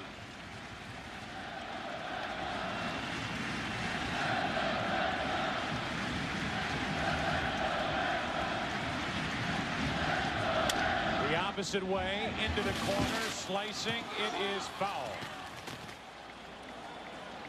And a bad break for the Yankees. That ball leaves our view down there. And it was called foul by Terry Kraft. Tailing into foul territory.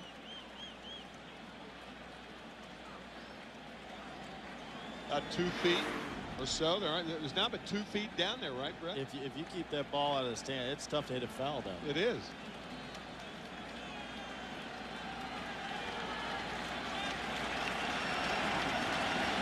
That area down left, there's no room down the right field line. 1 ball, 1 strike.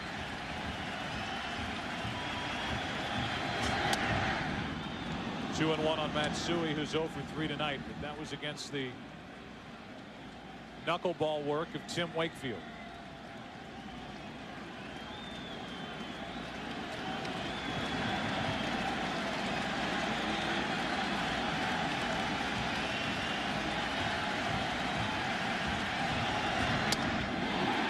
Two.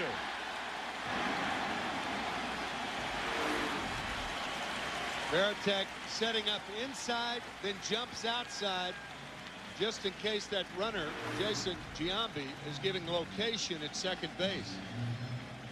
A lot of catchers will set up late, but Giambi will bounce back and forth. The criticism of that is not giving your pitcher a firm target from the get-go.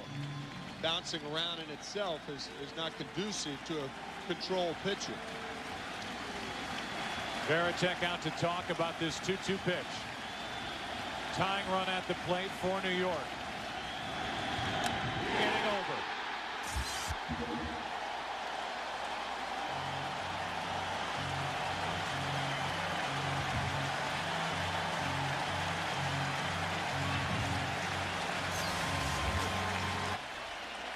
They just finished singing Sweet Caroline as that first pitch was brought home from Heredia to Johnny Damon here at Fenway. That's a strike, and it's 1-1.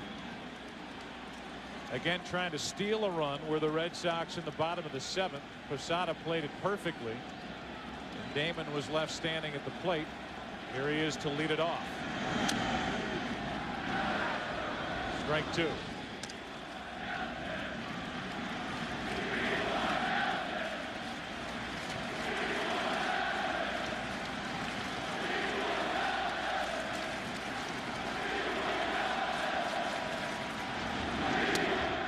Just missed. 2-2.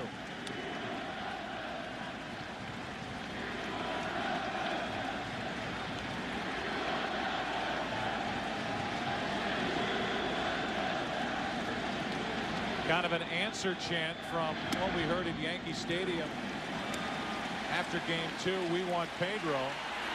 The fans here chanting, we want Nelson, who was involved in that fight in the bullpen on Saturday in the 9th inning. Damon sticks it out and pokes it to Jeter.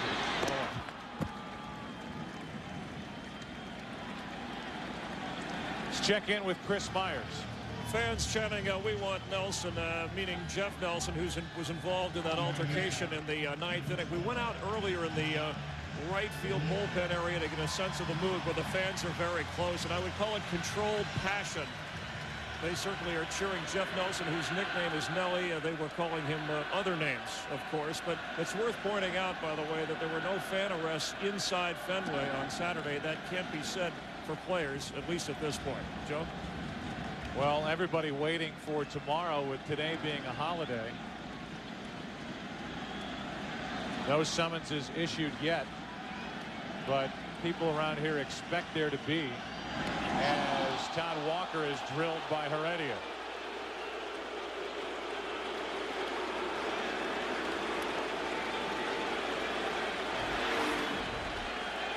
And that's going to get Jeff Nelson in the ball game with Garciaparra coming up. Todd Walker hitting the small of the back. Here comes Nelson to Garciaparra. Excuse me, Joe. I was going to say, here in Fenway, they want Nelson. They get Nelson here with 1 on, 1 out in the 8th.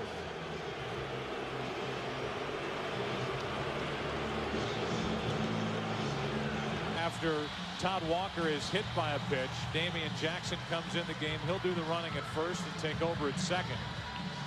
And then with the introduction of Jeff Nelson, who was involved with Kareem Garcia in that fight in the bullpen here on Saturday night in the 9th inning. Nelson is into the action, a guy that the Yankees reacquired, traded Armando Benitez, who they had picked up from the Mets August 6th, to get Nelson back. And so far, Jeff Nelson has recorded 1 out in this ALCS. Jose Contreras is more or less taken his main setup spot, getting to Rivera in the Yankee bullpen. Garciaparra at the plate, hitless tonight.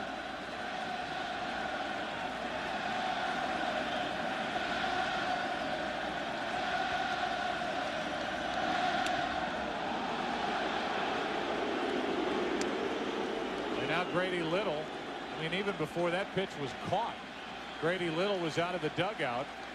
He has seen Walker get hit, and he's going to say something about that pitch inside to Garciaparra. You know, I think he may be talking about making Jeff Nelson stop, because Nelson is almost in his motion to come home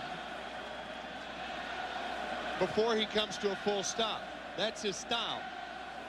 Red, as a teammate, you know that. I think you're right on with that. I don't think, you know, obviously in this position, when you talk about getting hit, Jeff's not trying to hit anybody. He's trying to get these guys out. So I think, Timmy, you hit it right on the head, because Jeff has that a very subtle stop, and they're discussing that. Well, you see where it is. It's so high. We're discussing that. That's what we think it is. Yeah, right. And it's interesting. I don't understand this, though. Yeah, it's interesting to see that if that point is brought up, why 3 umpires have to get together to go tell Nelson if that's the case. Good point. Tim McClellan came in, Joe West came in, and you've also got a veteran, Darryl Cousins, the home plate umpire. Well, if Nelson, if that is the case, if Nelson comes to a stop around the shoulders, he has to do it every time. Yeah, no delayed balk would ever be called, but maybe it's something other than that. Evidently it is. And Joe Torre is going to go out and see what's going on. Yeah. Now they're looking at his belt. Remember, the Yankees and Joe Torre hassled Timlin the other day, and maybe in gamesmanship and giving one back to the Yankees, they're checking the belt of Jeff Nelson. I don't think I've ever seen that check. But so forget the stopping. Yeah, they're right. looking to see if he's cheating. Right. Now they check the glove, Tim McClellan. We got some gamesmanships going on. I mean, literally before that ball was caught by Posada, Grady Little was just waiting for one pitch to be thrown, and he was going to come out and have the umpires check the equipment of Jeff Nelson. He was tipped off on something, or if it's just a little payback, or if he really believes that Nelson is doing something to the ball. Or playing, there's Grady coming out of the Boston dugout right there. But maybe he's playing on the emotion of what happened 2 days ago. First pitch way inside. Nelson, a very emotional pitcher. It was odd. What could have been in the belt? The belt buckle? Something to scuff the baseball, Yeah, or yeah. some sort of foreign substance.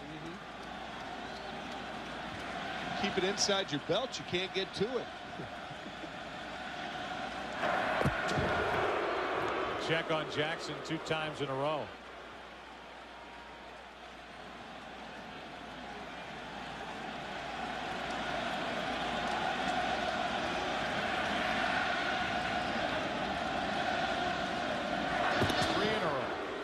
That was close to a balk. When you throw to first base, you have to step over, and that was a wheel move. Very close to a balk. Nelson does not have a good move to first base. His body language is awfully interesting here as he deals a strike in at the knees to Garciaparra.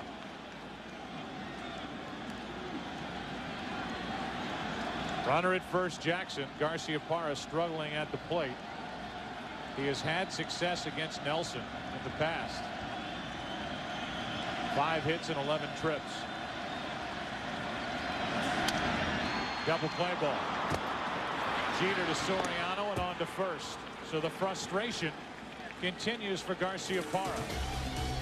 Nelson pumped up after getting out of this 8th, and now we go to the 9th. The Red Sox 3 defensive outs away from tying this series up. Jeff Nelson gets through the bottom of the 8th inning by getting Garciaparra to bounce into a double play. So now here we are with Boston on top by 2 runs, trailing this series 2-1, and they turn it over to the guy who has taken over as the closer, Scott Williamson. Williamson picked up from Cincinnati during the season.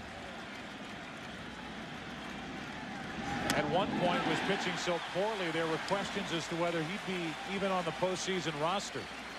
And now he has taken over a job once held by Byung-Hun Kim, who was also picked up during the season, picked up from the Diamondbacks.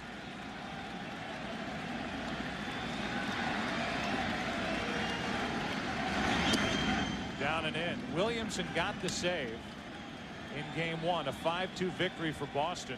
Saved it for Wakefield as the Red Sox make a bid and try to beat Mike Mussina for the 2nd time in this series. A guy they wanted and courted as a free agent before the Yankees signed him. 1-1 pitch. Just poured in over the inside corner, 1-2.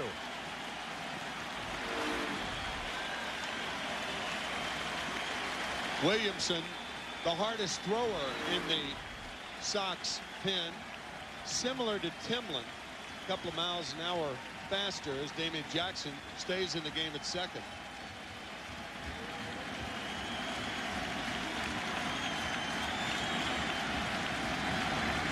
Nick Johnson on 1-2.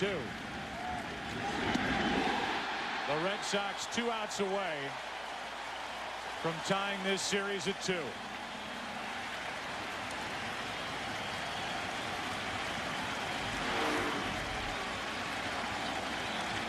A tightly wrapped slider disappears to Johnson.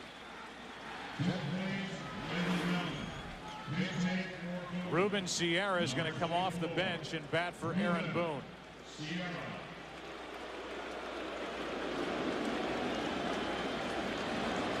So Boone, who is hitless in this series, 0 for 9, 0 for 3 tonight, watches Sierra dig in. DeLucci on deck.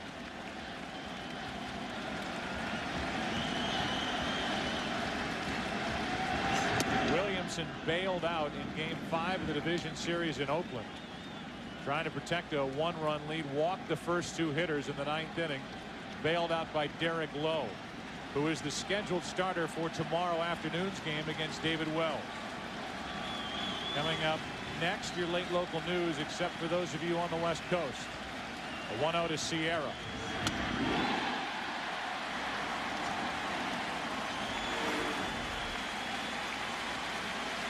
Tim, you've talked about it before. You would do Sierra a favor if you went away from the fastball if you are Scott Williamson. Yeah, Ruben Sierra's got that slider speed bat this late in his career. He's very effective with an 88-mile-an-hour fastball, but not this one normally. It's 1-2.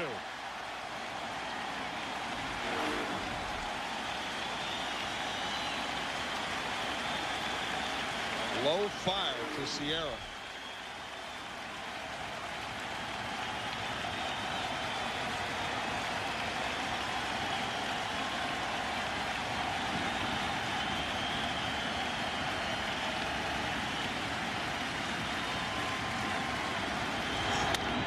Into right field, well hit. Back is Nixon at the wall to wave goodbye. That makes it a 1-run game. It's 3-2 in the 9th. Ruben Sierra gets it out of the park to right. And it's 3-2 here in the 9th inning. Guess what? He caught up to it. A low fastball from Williamson. Actually right inside part of the plate. About belt high.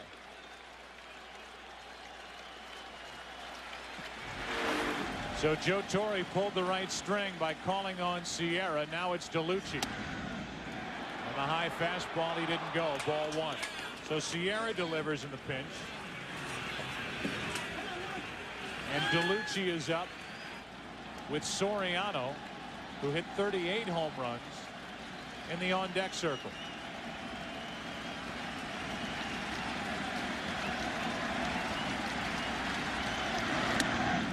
One ball, one strike.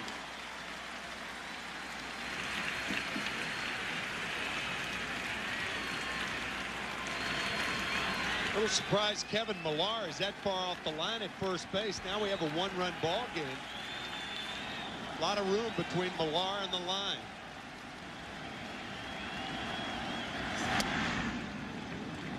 Two and one.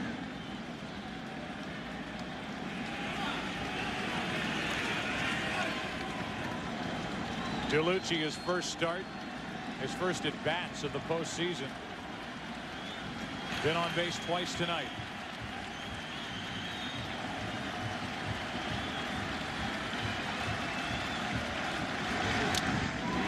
2-2.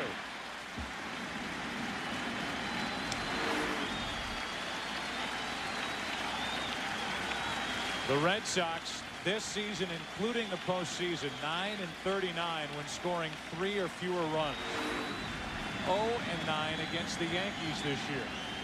They lead 3-2 here in the 9th with 1 out, nobody on, and a 2-2 count on DeLucci.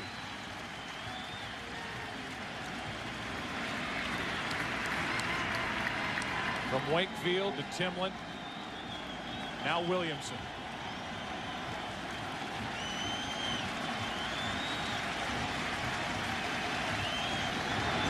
Two out.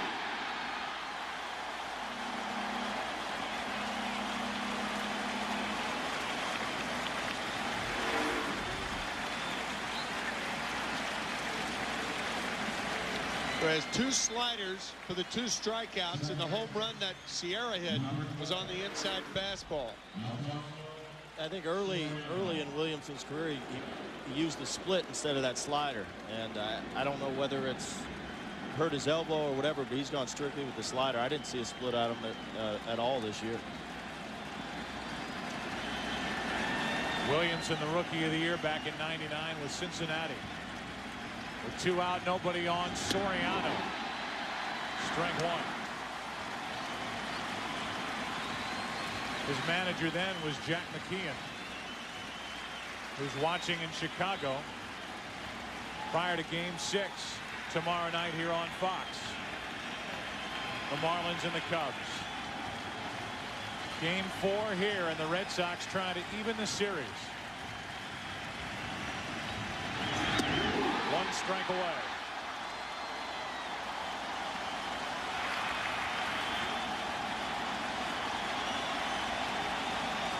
Williamson in a position to get Soriano out with the ball away from the plate. Outside. No sense in throwing him a strike the next 2 pitches.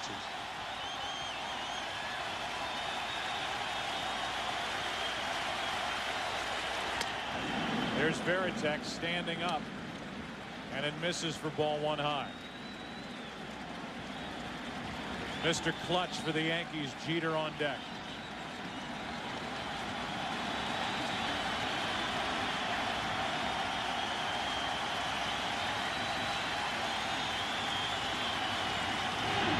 Red Sox win Game 4, and the series is tied 2-2.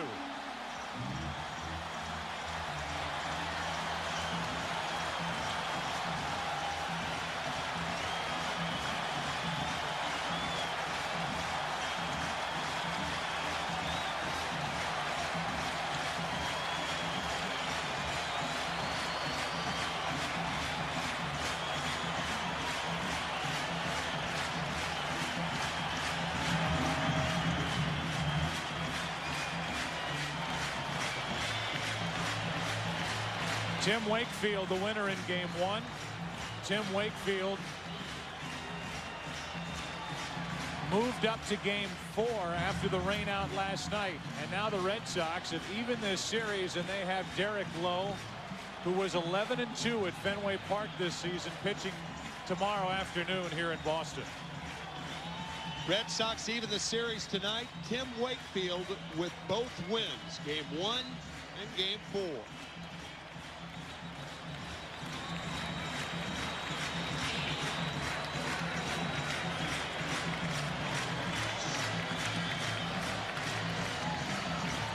We will be back here tomorrow afternoon.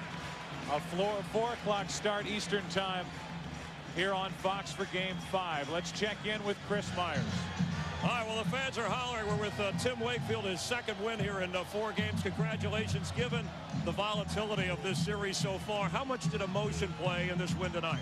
It played a lot. You know, being rained out yesterday, I think it got everybody just to cool down and just play baseball. And you know, my emotions got out of control there in the 8th inning. I apologize for that, but you didn't want to come out. No, what I knew I had 1 hitter. If anybody ever got on, I was going to be done, and you know, my emotions took over, and I apologize for that. But that's why we play this game, full of emotion. And this is a unbelievable crowd, and I'm just thankful that I can put this uniform on and go out there and compete every day. What went through your mind in the 9th when Sierra homered him in a 1-run game? Well, I had confidence in Scotty that he could get the job done. I mean, Mike Tim did a great job in coming and getting me out of that jam when I got Giambi on base, and then you know, we had a 2-run cushion, so the home run didn't hurt us, and Scotty did a great job finishing it up. How about the pitching against this Yankee lineup? The last win, I think it was 2 strikeouts. You had 8 strikeouts tonight. What was the difference in the knuckler from your point of view?